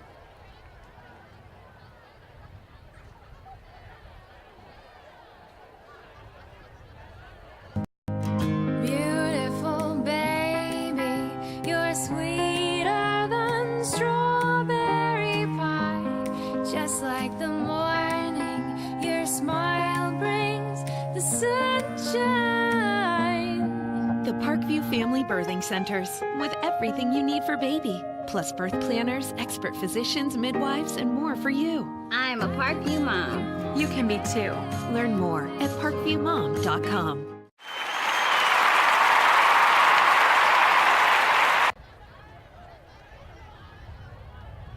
We're back live here as halftime is beginning to wind down, with Snider leading 14-7 as we get ready to start the second half. Concordia will get the opening kickoff. They will go, it looks like, from south to north this time as they get the ball to start the second half. Dressed in their black uniforms with maroon numbers, trim numbers that is. Snider in their white uniforms, black numbers. Jake Bird warming up on the sideline. Can he have a hot start to the first half like how he ended the first half? So we'll see. Both teams now heading out on the field.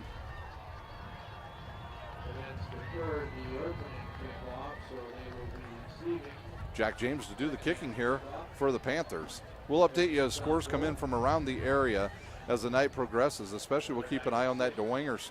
If we get a Dwenger Southside score, we greatly appreciate it. For those of you watching out there, please tweet to us at 260sports or to me, Rhino71, RHINOO71. Let us know where you're watching from. In recent weeks, we've had people watching from as far away as California, Florida, Georgia, and even Australia.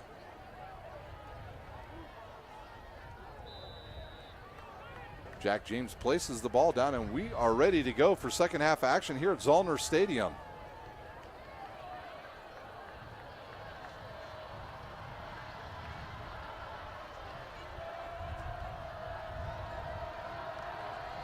Here's the boot. It'll go down the right side. And they'll get it at about the 10, will Concordia. And then quickly brought down, and just Austin France broke through everything and took down, I believe that was Bryce Wood of Concordia.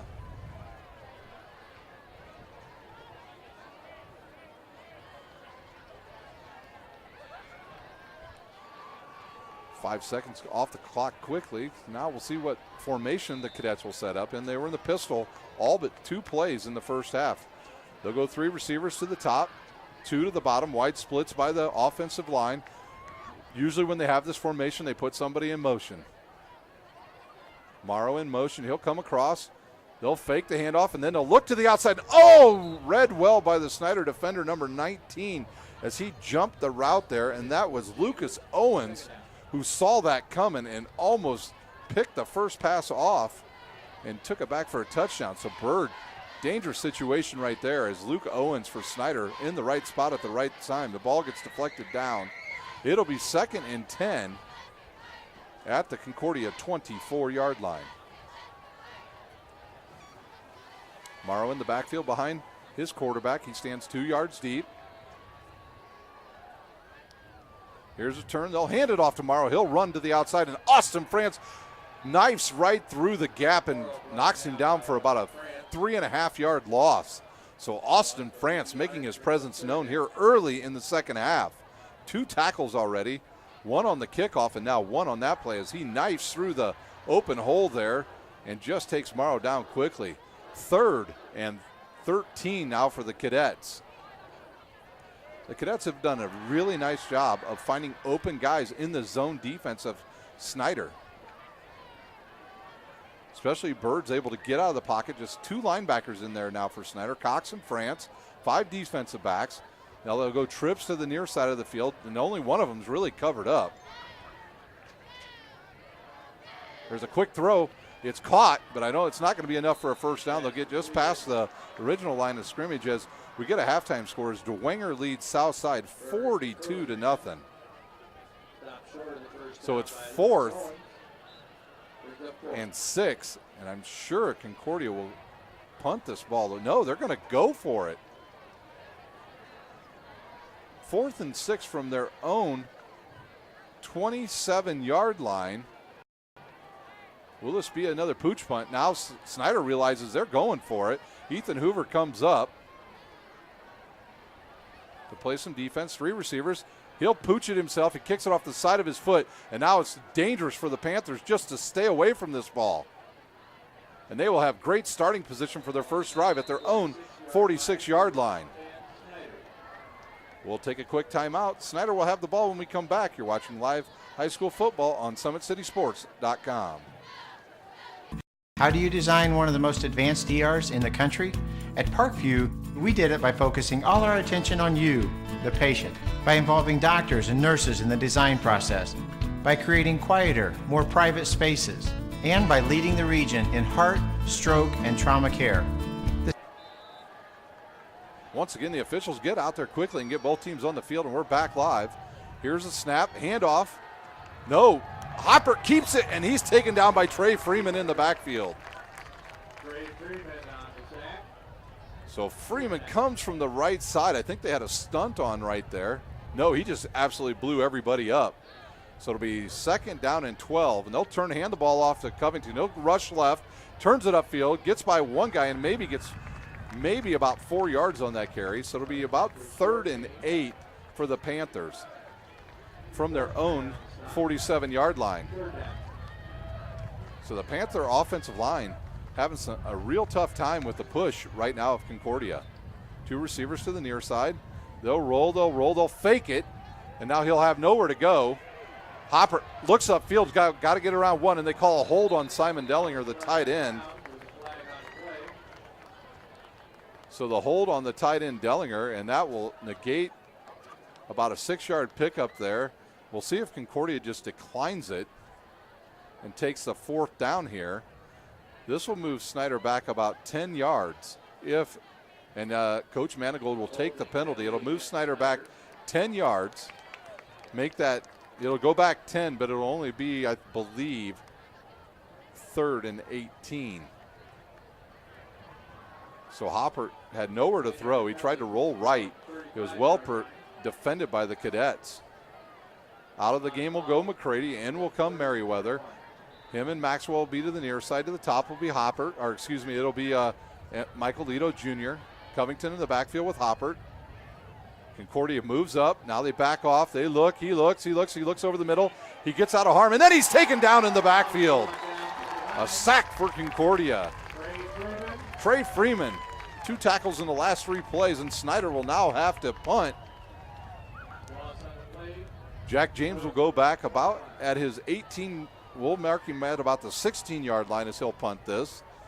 Jack James on the season, his average, well, I don't have his average on his punch yet because he's only punted about 3 times, and he is a pretty good punter, but he's got the wind to deal with here as it's still gusting out of the east. Snider having some issues getting guys on the field.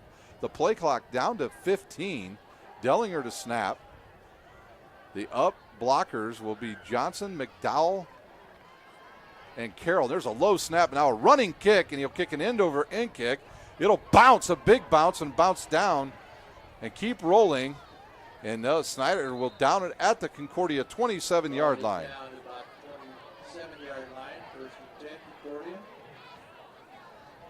Parkview Sports Medicine is a proud supporter of Fort Wayne area athletics and its athletes. Parkview Sports Medicine can provide the training, treatment, and education you need to advance your sports game. Have any question about injury prevention, sports nutrition, and more? We've got you covered. That's Parkview Sports Medicine at parkview.com. So Concordia comes up with a big defensive stand, and they will get the ball back at their 27-yard line.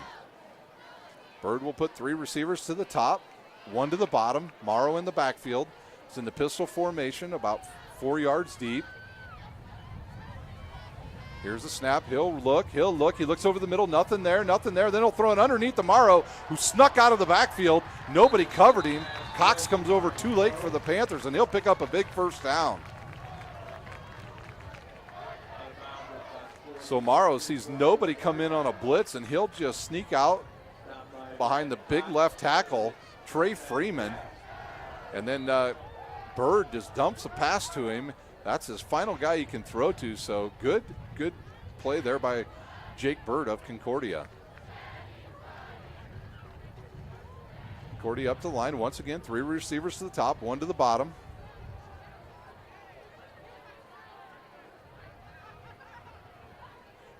Bird will get the snap, drop 3 steps. He'll look right. He's under pressure, takes off running. He'd be wise to slide down. He does after a pickup of 5 yards.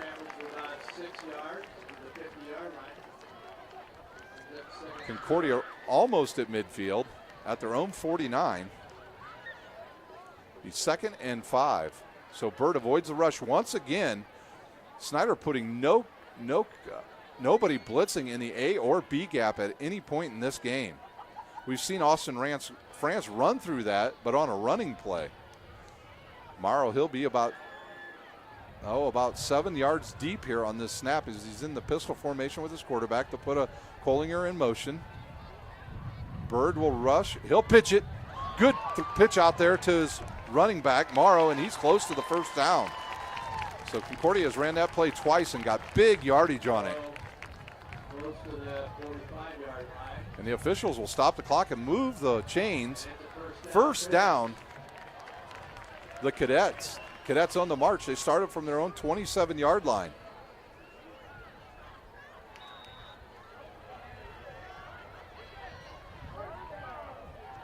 Bird, now he'll get in there. He'll give the call to his lineman. 3 receivers to the top, 1 to the near side here. That'll be Kamari Anderson-Drew. They haven't looked his way yet here in the second half. Now Concordia brings a couple guys up a little bit closer to the line. Here's the rush. It's on, and there's the screen again, and it's read well by the Panthers. Cox strips the ball out. I think the ball's on the ground and picked up by the Panthers. Cox strips it and comes up with it. As Lawrence Johnson held him up, Brandon Cox came in, and you just saw him tear at the ball, and he rips the ball out of Morrow's hand. And now, after the turnover, Snider in business from their own. Let's see, they'll mark it at the 46-yard line. So Snider's first 2 possessions starts at their own 46. After the last turnover for Concordia, Snider went right down the field and scored a touchdown. Anias Lockett in the backfield. He'll be behind Michael Hoppert. Double tight ends to the top. 2 receivers, 1 to each side. Here's a snap, high snap again. Lockett has it, and he'll run up the middle and get about a yard there. That high snap has just been throwing the timing off of the Panthers. Matt Eastman is the center tonight. Caleb Isley, normally the center, not playing there tonight. They put big Randy Holtz in at right tackle. He'll be out there with Simon Dellinger to his right. Here's the snap. Hoppert, quick throw. It's almost picked off by Bryce Wood of Concordia. Michael Hoppert has been a little off tonight on his passes. 3rd and 9. They'll bring Merriweather in, Snider will, and out will go McCready. They'll go 3 wide receivers. Their tight end will be to the top of the formation. Slot receiver will be Elijah Maxwell. Here's the snap. And Hoppert will take off and run it himself, and he has some room to run, and he'll pick up the first down. Collinger comes up to make that tackle. Flag on the play, holding on Concordia, or on Snider. And that'll move Snider back 10 yards from the spot of the foul, and they'll have 3rd and about 23 yards. Concordia will obviously take this penalty. because it'll be a first down for Snider if they don't. So Hopper picks up the first down, but they call holding on Snider. And that's a spot of the foul penalty in high school. So it'll be 3rd and 24 for the Panthers.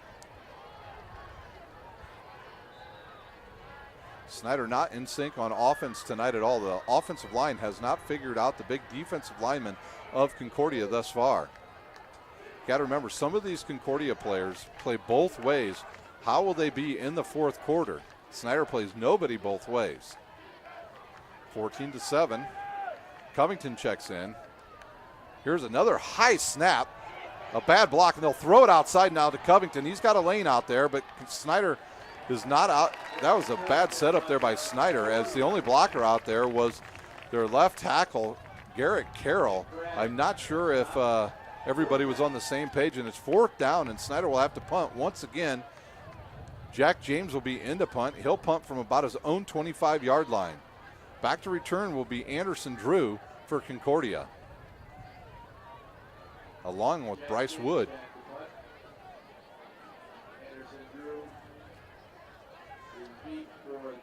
High snap. James will get it. He'll kick it. A high floating kick. It'll be fair caught there by Concordia. They do it, and that'll be downed at the Concordia 24-yard line. So not much offense here in the second half. Concordia comes into this game the 6th-ranked team in 3A, making a statement tonight that they are back. They lost last week to a good Homestead team who's beating Bishop Lures tonight. 3 receivers go to the top for Concordia again. Anderson, Drew, Kohlinger, and I believe that's Killigran. At the bottom will be Chambers. Pistol formation. Here's a snap. The handoff right up the middle, and now Snider gets in there quickly, and I believe that was Lawrence Johnson on the tackle. Morrow gets back to the line of scrimmage. 2nd down and 10. So quick third quarter here. There's been really no offense either way. Neither team being able to sustain any drive thus far. A low-scoring game. I think a lot of people thought this might be a little bit higher scoring than what it is. Pistol formation. Now they'll show a different formation. 2 receivers. Now they'll put Kohlinger in motion. He'll go back the same way, and they know now Snider's in a man-to-man defense. There's a quick throw to the outside and caught quickly by the cadet number 31, Killigran, and he'll pick up 4. A manageable 3rd and 6 now for the cadets. Morgan on the coverage there for the Panthers. That's a play Concordia ran in the first half and got some good yardage out of it. So they showed motion going back to the middle, then back to the same side it came from, and then Bird rolls the opposite way and finds an open Killigran on that play. 3rd and 6 now for the cadets. 3 receivers to the top, 1 to the bottom. Tavares Brown will be on Chambers, and there's a quick pump fake, a hitch and go. He's got a wide open Kohlinger and overthrows him. A little hitch and go there. And now Concordia will elect a punt. This will be the 2nd time we've seen Griggs back to punt. Last time he kicked it 25 yards. And back to receive will be Derricks and Hoover for the Panthers. So 2 quick 3 and outs for both teams.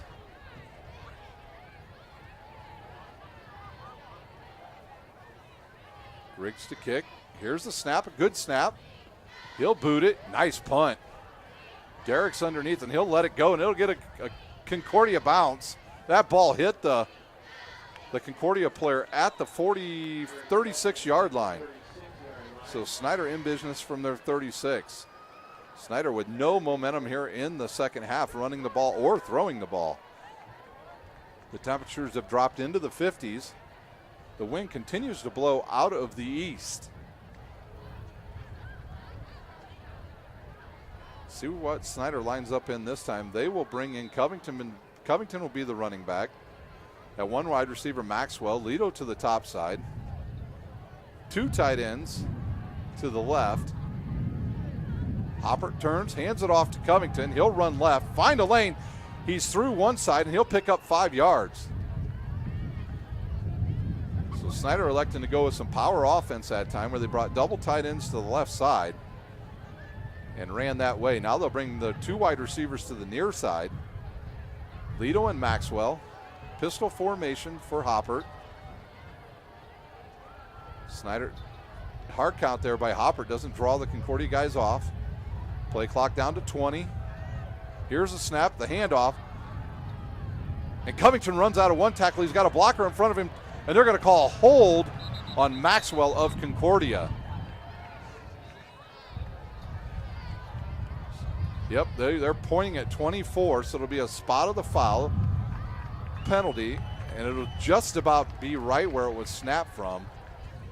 We'll see how far back. It's spotted at the 49 of Concordia, so it'll go back to the 39. So Snider will lose about 2 yards due to the penalty, and they'll have a 2nd and 6. 10-yard penalty against Panthers. Ball. Maxwell will come out. Derricks will replace him. 2nd and 6, the Panthers. Snider with 3 holding calls here in the second half. Hopper gets it, high snap. He'll give it to Covington in the middle. There's a lane there, and there's another hold. And I believe they're going to whistle 67 on the hold for Snider. Eastman, the center, will get called for a hold. So now the officials calling it super tight. The first half, they did not call it tight at all. We saw a play where one of the Concordia, or the Snider wide receivers, running down the field, and the defensive back of Concordia comes up and just knocks him down as the ball's coming, and Concordia picked it off. So 10-yard penalty, 2nd and about 15 now for the Snider Panthers. So Snider going in reverse after a good start to that drive. The high snaps, I think, have really hampered what the Panthers are trying to do. And there they'll throw the ball underneath to Dellinger. He reaches back, catches it, and he'll pick up about 11 yards on that play. 91, Simon Dellinger. So Dellinger picks up about 10, maybe 11. 3rd down, about 4. So 3rd and 4. He will pick up 11 on that play. So Hopper turns around and sees the big guy standing there and Isley throws it to him. Now they'll quickly hand it off to Covington, who rushes upfield. He's got one guy to beat. He's to the outside on the right side, and he'll run out of bounds in Concordia territory at about the, we'll mark it maybe the 43.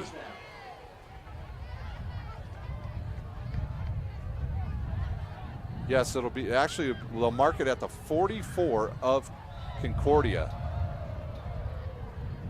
Hopper in the pistol formation. He'll get the snap, and quick, I believe we're going to have a legal motion, a legal procedure by Garrett Carroll of Snider.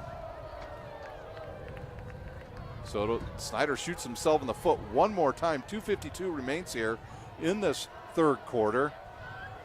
5-yard penalty. That is 4 penalties in the last 5 plays for the Panthers.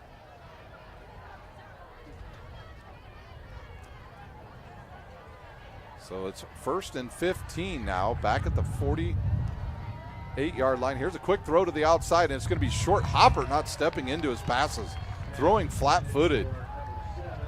He was looking for Lito. Lito ran a nice route. He had good position, but Hopper just underthrew him again. Hopper just not on his game tonight. Came into this game with a QBR of 141, and now they'll give the ball to Covington. He's met in the backfield and brought down after about a half a yard. Gilligrand on the tackle as he came up from his cornerback position, and now it'll be 3rd and long, 3rd and 14 for the Panthers. Concordia will stay in their base 4-3 defense. 2 receivers, one to the top, one to the bottom. Here's the snap. He'll look, he'll fire it over the middle, and it's caught by Michael Lito Jr. for a first down to the Concordia 31-yard line. First down, Snider. So Lido Jr. runs a deep post pattern, and he catches it. First down, Panthers. 2:10 remains here in the third quarter. That was better for Hoppert. He stepped into that one. Here's the snap. It's high again and given to the running back, Christian Covington, and he'll pick up about 4.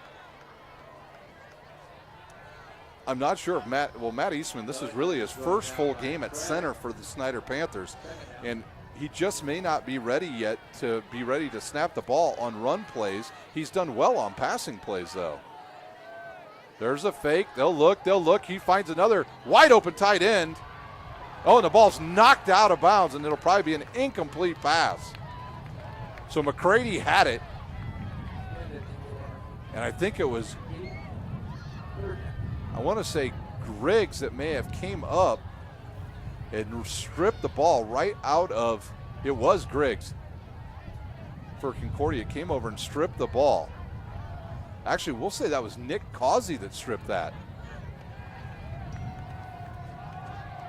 Here's a handoff once again to the big fella Covington. He makes one guy miss. He's up the field 10, 5, down to about the 3. So a big run of 24 yards.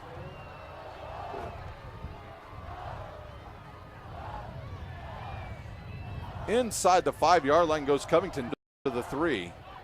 Snider in business as they're chewing up some clock here with 1:28 remaining here in the third quarter. Here's the snap, turns around, hands it off to Covington, and he'll run it in from 3 yards out. So Covington at the 125 mark scores for Snider.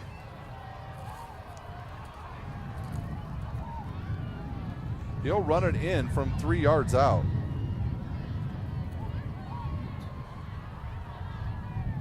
So Snider starts at their 36, and they'll go 64 yards on the legs of Christian Covington. Dellinger to snap, McCready to hold, James to kick. There's a snap, a low snap, nice hold. Kick is up, and it is good. 21-7, Snider leads over Concordia with 1:25 remaining here in the third quarter. We'll take a timeout. You're watching live high school football on SummitCitySports.com. Beautiful baby, you're sweeter than strawberry pie. Just like the morning, your smile brings the sunshine. The Parkview Family Birthing Centers, with everything you need for baby, plus birth planners, expert physicians, midwives, and more for you. I'm a Parkview mom. You can be too. Learn more at parkviewmom.com.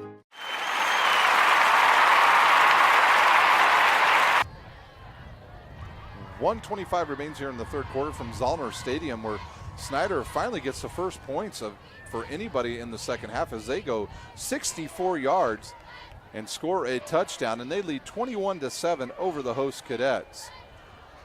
Jack James will kick off. Back to receive will be Bryce Wood.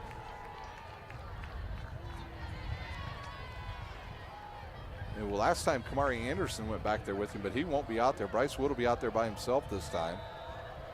James will kick. Every time goes down that right side. Here's the run up. The kick. He kicks it deep. That ball will sail into the end zone, and Concordia will start from their own 20-yard line. Concordia's starting drives here in the second half have been at their own 24, 27, 24, and now they're 20.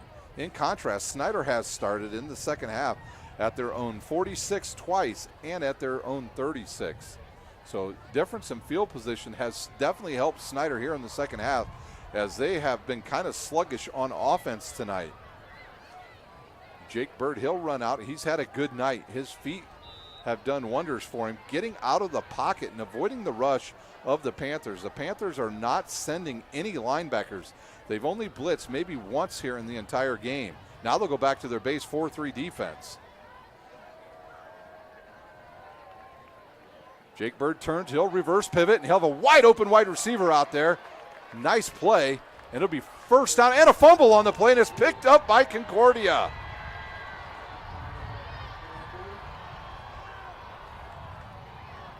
So after a really nice design play, Chambers fumbles and Concordia picks it up, and they will start at about the 31-yard line of Concordia.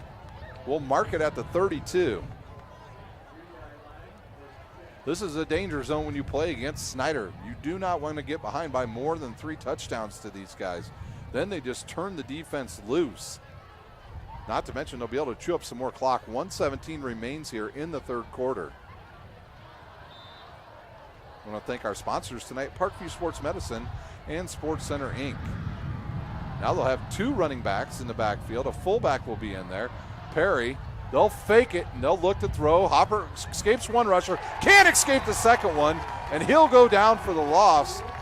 And I believe that was Liam Fletcher that comes in and cleans up Hopper. Hopper just too slow, needs to get rid of that ball, and it's a 10-yard loss. Fullback's still in there. Here's a snap. They'll turn and give it up to Covington. He'll bowl his way forward and get back to the original line of scrimmage. Looks like about 3rd and 10, maybe 11.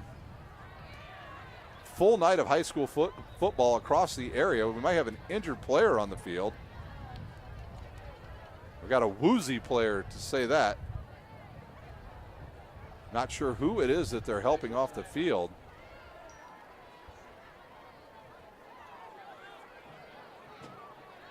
It's Christian Covington, the running back for Snider, is injured on the play, and he is being picked up by 2 of the defensive players, carted off the field, and we'll see if he returns.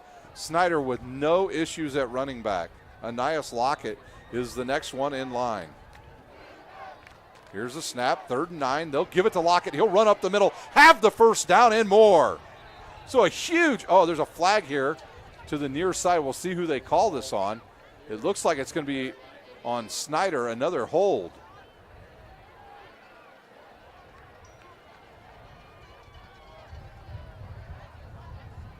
They're waving off the penalty flag, and it's a first down. Anias Lockett comes in.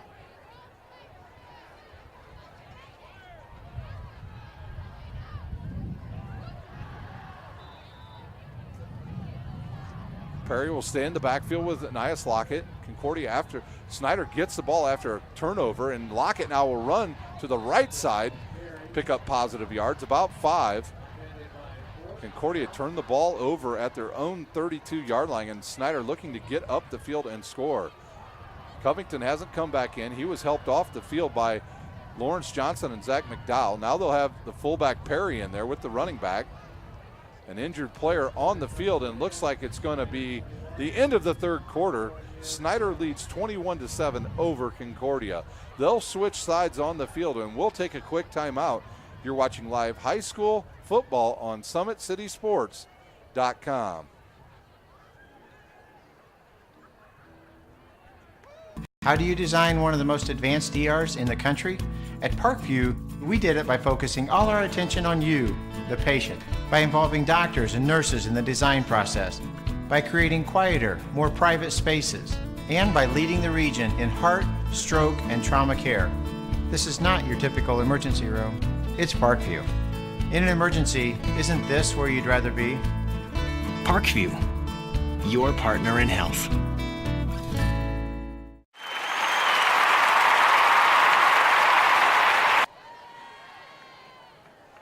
The start of the fourth quarter here at Zollner Stadium. Snider leads 21-7 over Concordia.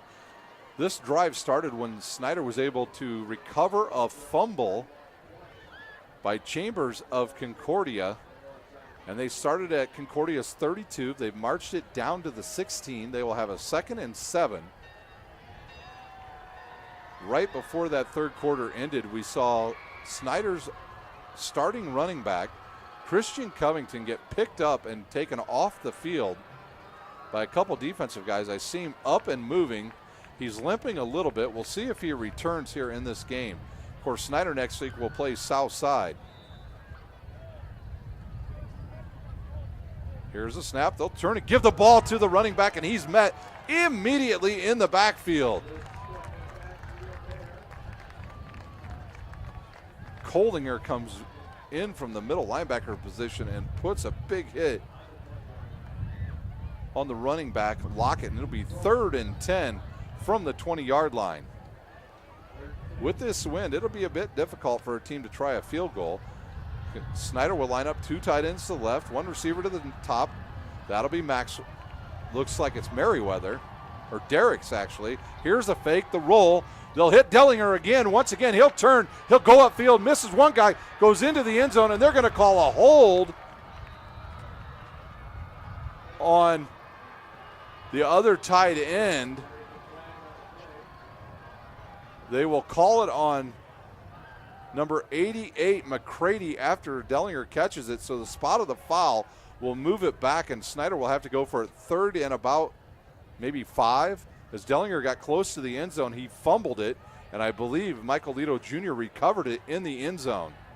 So Dellinger picked up about, I'll say 12 yards before he went down. And now the ball's moved to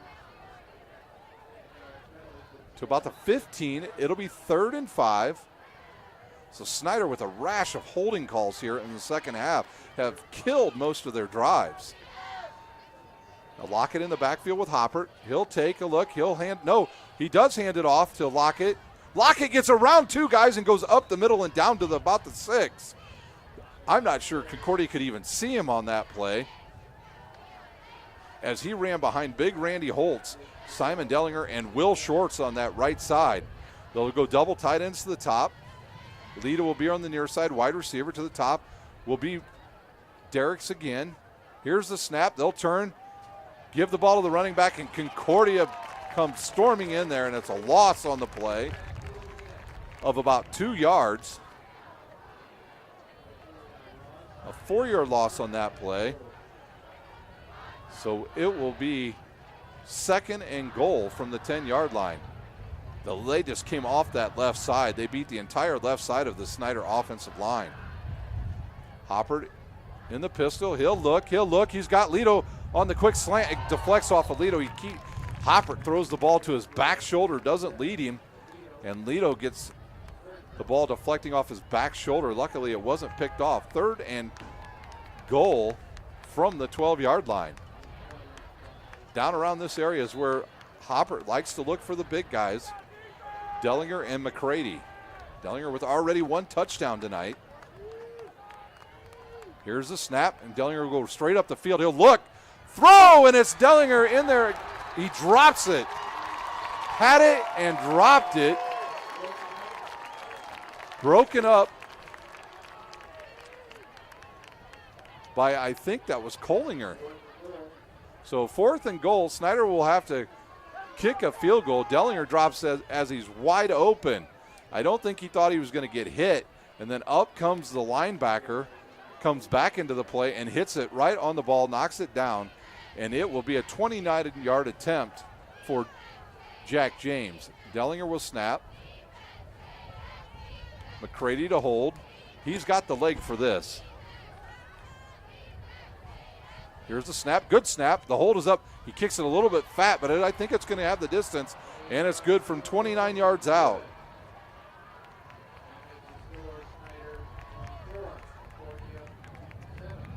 (24-7) Snider here in the 4th quarter with 10:20 remaining. We'll take a timeout. You're watching live high school football on SummitCitySports.com. Beautiful baby, you're sweeter than strawberry pie. Just like the morning, your smile brings the sunshine. The Parkview Family Birthing Centers, with everything you need for baby, plus birth planners, expert physicians, midwives, and more for you. I'm a Parkview mom. You can be too. Learn more at parkviewmom.com.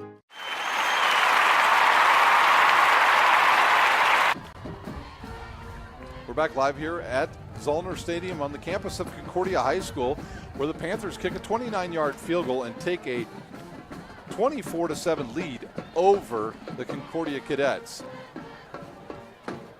Concordia started that drive, or Snider started that drive on Concordia's 32-yard line and went down and had a chance to score a touchdown, but a nice defensive play by Concordia negated the catch of Dellinger, knocks it out of bounds, and Snider has to settle for just 3 points.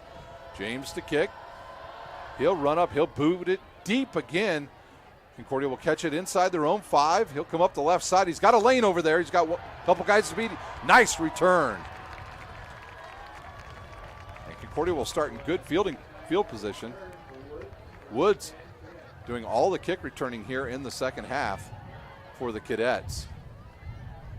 They'll have it at their own 33-yard line when they start this drive. Can Jake Bird mount some type of offense here? They've really not gone anywhere here in the second half. The Snider defense has stiffened as their average per game has only given up 7, and that's where they stand right now. 10-10 remains here in this game. A low-scoring game. Most people thought this game would get into the 30s, maybe even the 40s with these two high-powered offense.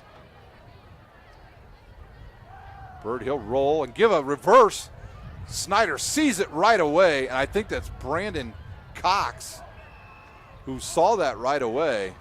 Actually, we'll see. It looks like, yes, it's Brandon Cox who stayed home, didn't flow with that play there, and Concordia is able to pick up 5 yards on Killigran's inside run. Kind of a variation of a jet sweep, only they went back the other direction, kind of just an inside reverse. Clock ticks down, under 10 minutes here. 3 receivers to the near side, 1 to the top. Morrow in the backfield with his quarterback, Bird. Here's the snap. Bird will drop back 2 steps. He looks, he fires, finds Drew over the middle. He'll cut back into the middle, and then he's drugged down from behind by Austin France, who was back in coverage.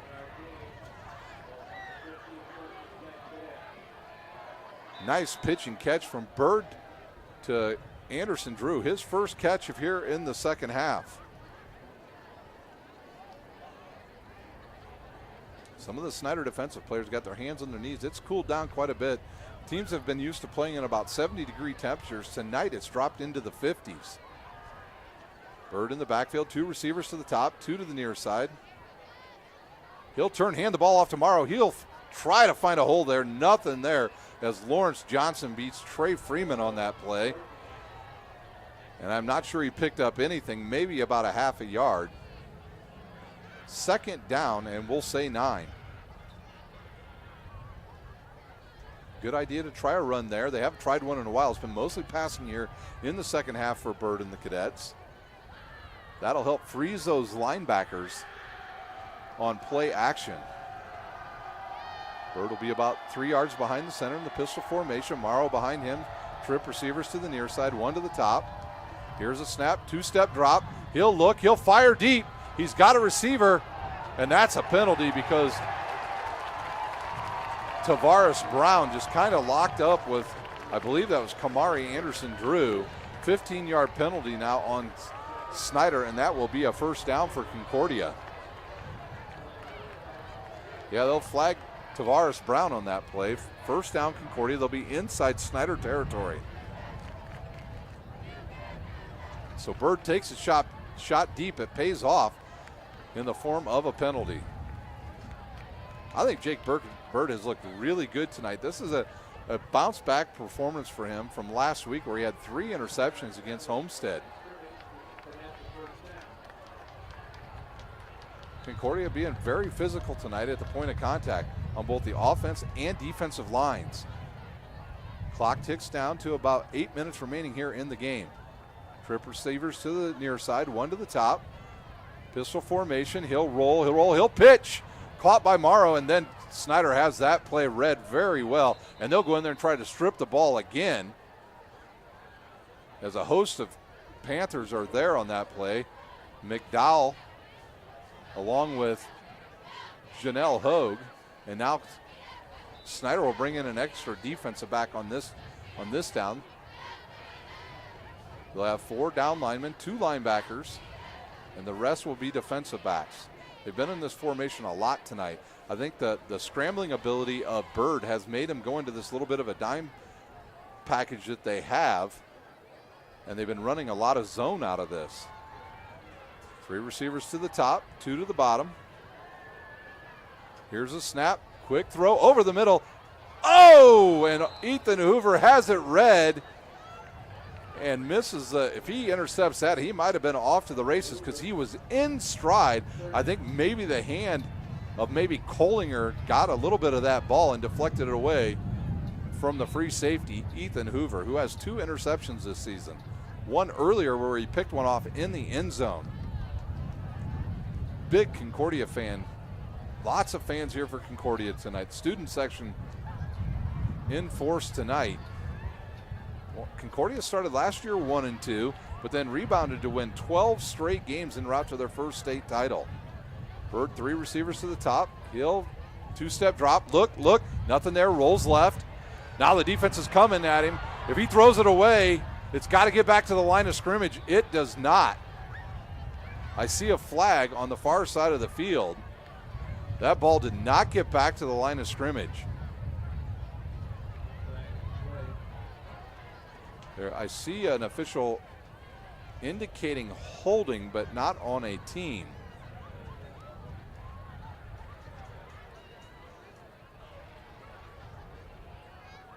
Brandon Cox is signaling that it is on Concordia.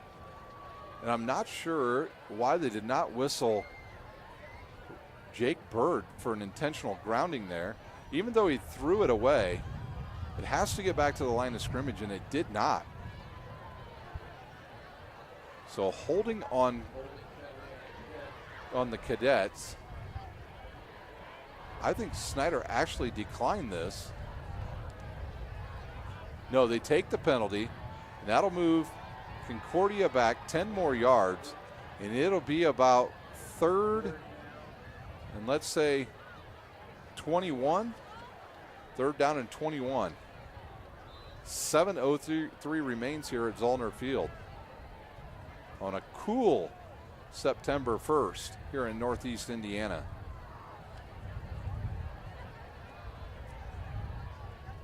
Three receivers to the top, 2 to the bottom, 5 wide receivers, actually 2 to the top, 2 to the bottom. 3rd and forever. See if they run that screenplay again. And they let the rush come up. There's a nice throw over the middle. Anderson took one step, and a big hit by Ethan Hoover knocks it out of his hands. And it's called incomplete. And Concordia will have to punt here.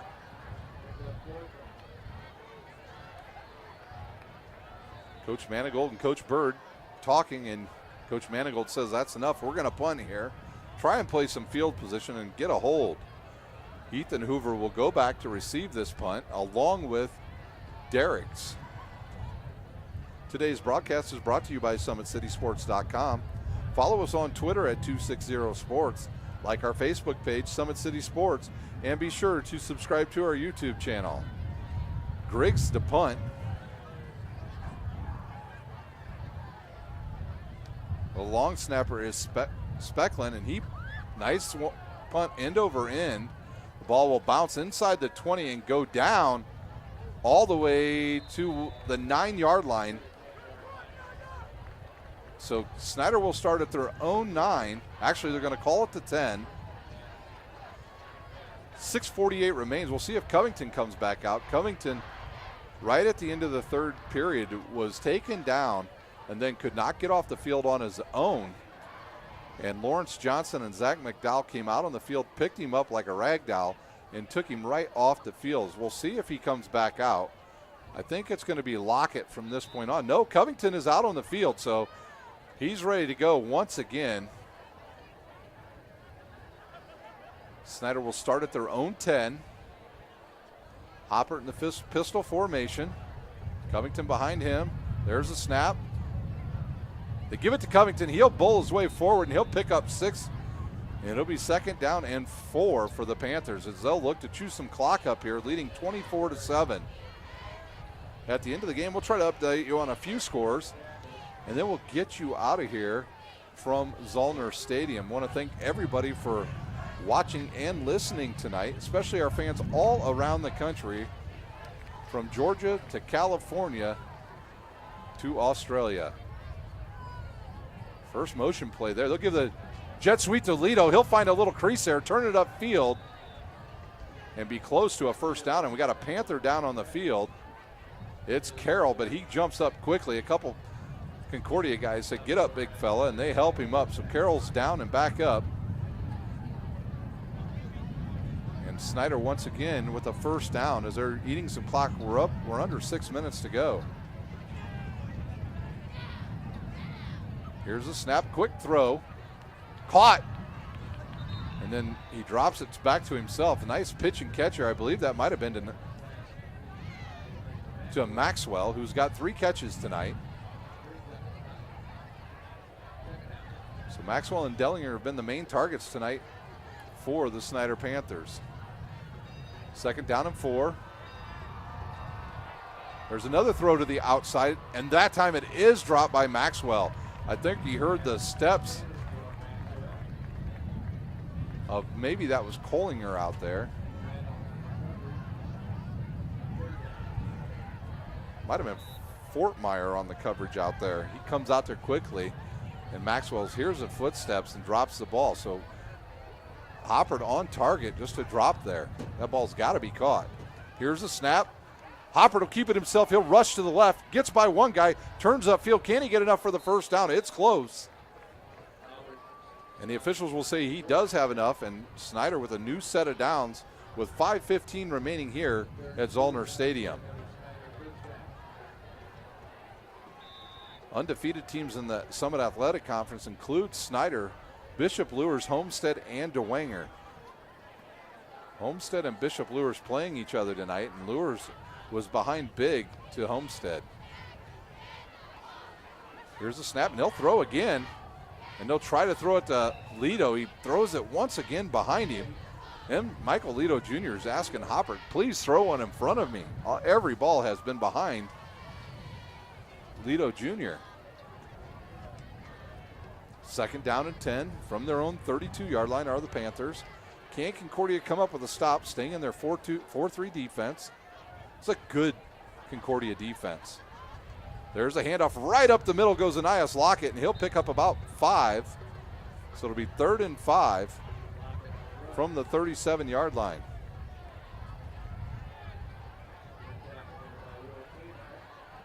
Kmeyer on the stop. The first time we've heard his name tonight, usually an offensive lineman. So Concordia having to rotate some guys that don't typically play defense in there here in the second half. Double tight ends to the top. One running back. Here's the snap. They'll give it to Lockett. He's patient. He's patient. He steps through that hole, and he's going to be close to the first down marker once again. The officials are standing right at the first down marker. Lockett with about 5, and I think we're going to have a measurement here. Sports Center Inc. is Fort Wayne's premier sporting goods dealer, offering equipment rental, embroidery, and screen printing. Sports Center is ready and willing to help you place orders or answer any questions concerning pricing. Sports Center Inc. is located at 5511 Coventry Lane, Fort Wayne, Indiana. Here's a handoff again to Lockett. He has a big hole up the right side, avoids a tackler, and he's got another 13 yards. After the first week in the Summit Athletic Conference, actually in the area, of the top 15 rushers, 4 of them belong to the Panthers. Lockett, Lenny Bennett, Christian Covington, and Trotter. There's a penalty flag on the field, and it looks like it's another hold against the Panthers.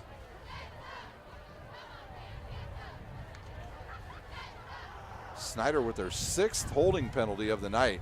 I'm sure Russ Isaacs, the offensive line coach, is going to address this at practice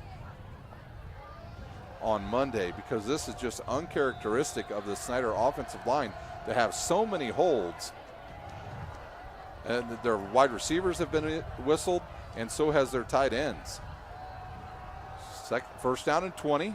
Here's a snap. They'll give it to Lockett. He'll go right, finds a hole, turns upfield, and he's back past the original line of scrimmage.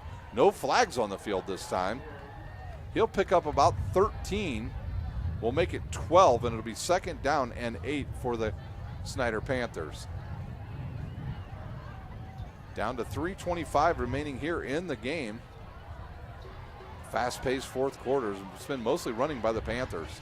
Lockett once again runs up the middle. There's a big push there by the offensive line. And he's down to right at the 50-yard line. And it looks like it'll be third down and 2 for the Panthers. Fairfield with another tackle. So 2 of the last 4 plays, Fairfield has come up and made the tackle. Will Snider go to the air here? Double tight ends to the left side. They won't. They'll turn around and hand it off to Lockett. He'll turn upfield. Gets by one guy, and now he'll be tackled by a host of Cadets.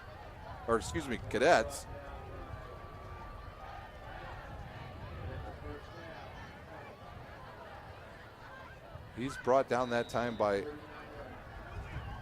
Causey, I believe, and Fortmeyer. Snider in no hurry. 2:30 remains. They'll hand the ball off once again to Trotter, who just checked in. That was another guy that was in the top 15 in rushing after week 1. Had a good week last week. Have not seen Lenny Bennett. Lenny Bennett, the other running back as well, busted a 56-yard run last week at the end of the game against Carroll. Clock ticks down to 2:10 remaining in this game. Snider in no hurry. Play clock just at 20. And we'll see if Hopper looks over at that play clock, something he hasn't really done very well this year. Isaac Stiebling, the quarterback that was before him, was very good at managing that play clock. And he does let it click down. Here it goes. He'll turn, hand it off to Trotter. Trotter has the right side. He'll turn up the field, and he'll get blasted out there. Keaton Collinger comes over and knocks him down. 3rd and 1 from the 31. They pick up this first down. They will go to victory formation unless Concordia decides to use some of their timeouts.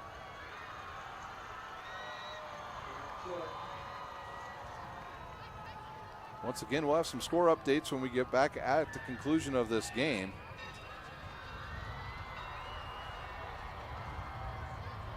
Snider in no hurry.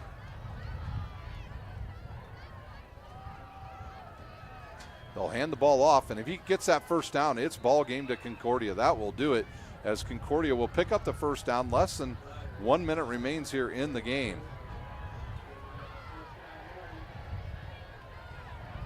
So Snider can go to victory formation if they choose.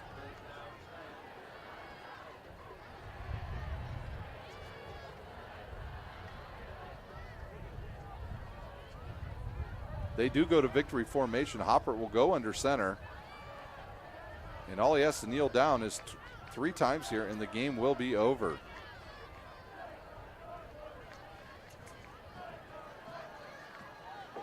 Once again, I want to thank our sponsors, Parkview Sports Medicine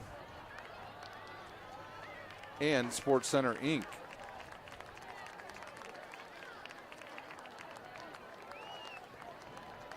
And that will do it. The 2 teams will line up. We'll check out some of the scores from around the area, as there's a couple big ones out there tonight. It's a final here at Concordia, where the Panthers win 24-7 over the Concordia Cadets. We'll take a timeout. You've been watching live high school football on SummitCitySports.com.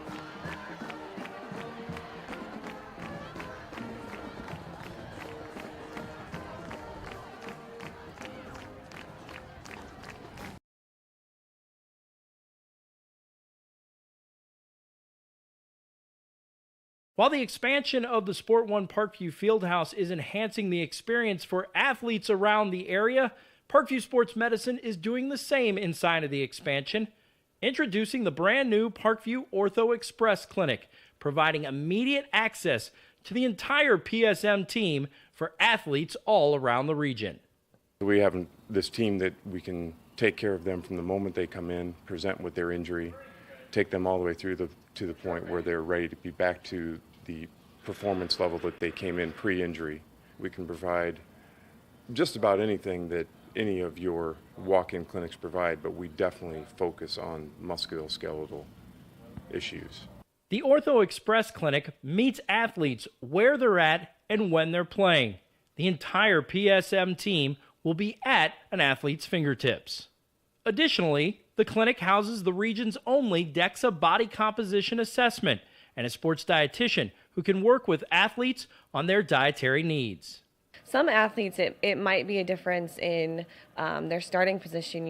They might see a number and say, wow, I had no idea that was my body composition. How can I change this? And sometimes just seeing numbers is more motivating than just talking about, maybe their calorie amount that they're taking in. The advantage to having an Ortho Express clinic is the diversity of the hours. So people who have non-traditional work schedules should be able to get in. I think having athlete access on the athletic trainer side in the trenches, so to speak, and having them be able to get a hold of us or maybe send us a note and saying, hey, this patient's coming in, this is what I'm worried about, and gives us a heads up. Whether it's the use of treatment tables, the radiology room, cold whirlpool tank, or the traditional exam room, the Ortho Express Clinic gives patients a seamless experience all under one roof. This is the type of facility you see in professional and high-level Division I athletics where you have everything right in one place. So if an athlete gets hurt playing basketball or volleyball on the other side, within the same facility they can get their physical therapy or an x-ray if needed just to rule out a fracture. That's stuff you hear about in the NFL, stuff you hear about at high-level colleges where kids just went downstairs and got an x-ray at halftime. We can actually do that in-house now. So it makes us kind of a state-of-the-art, unique facility.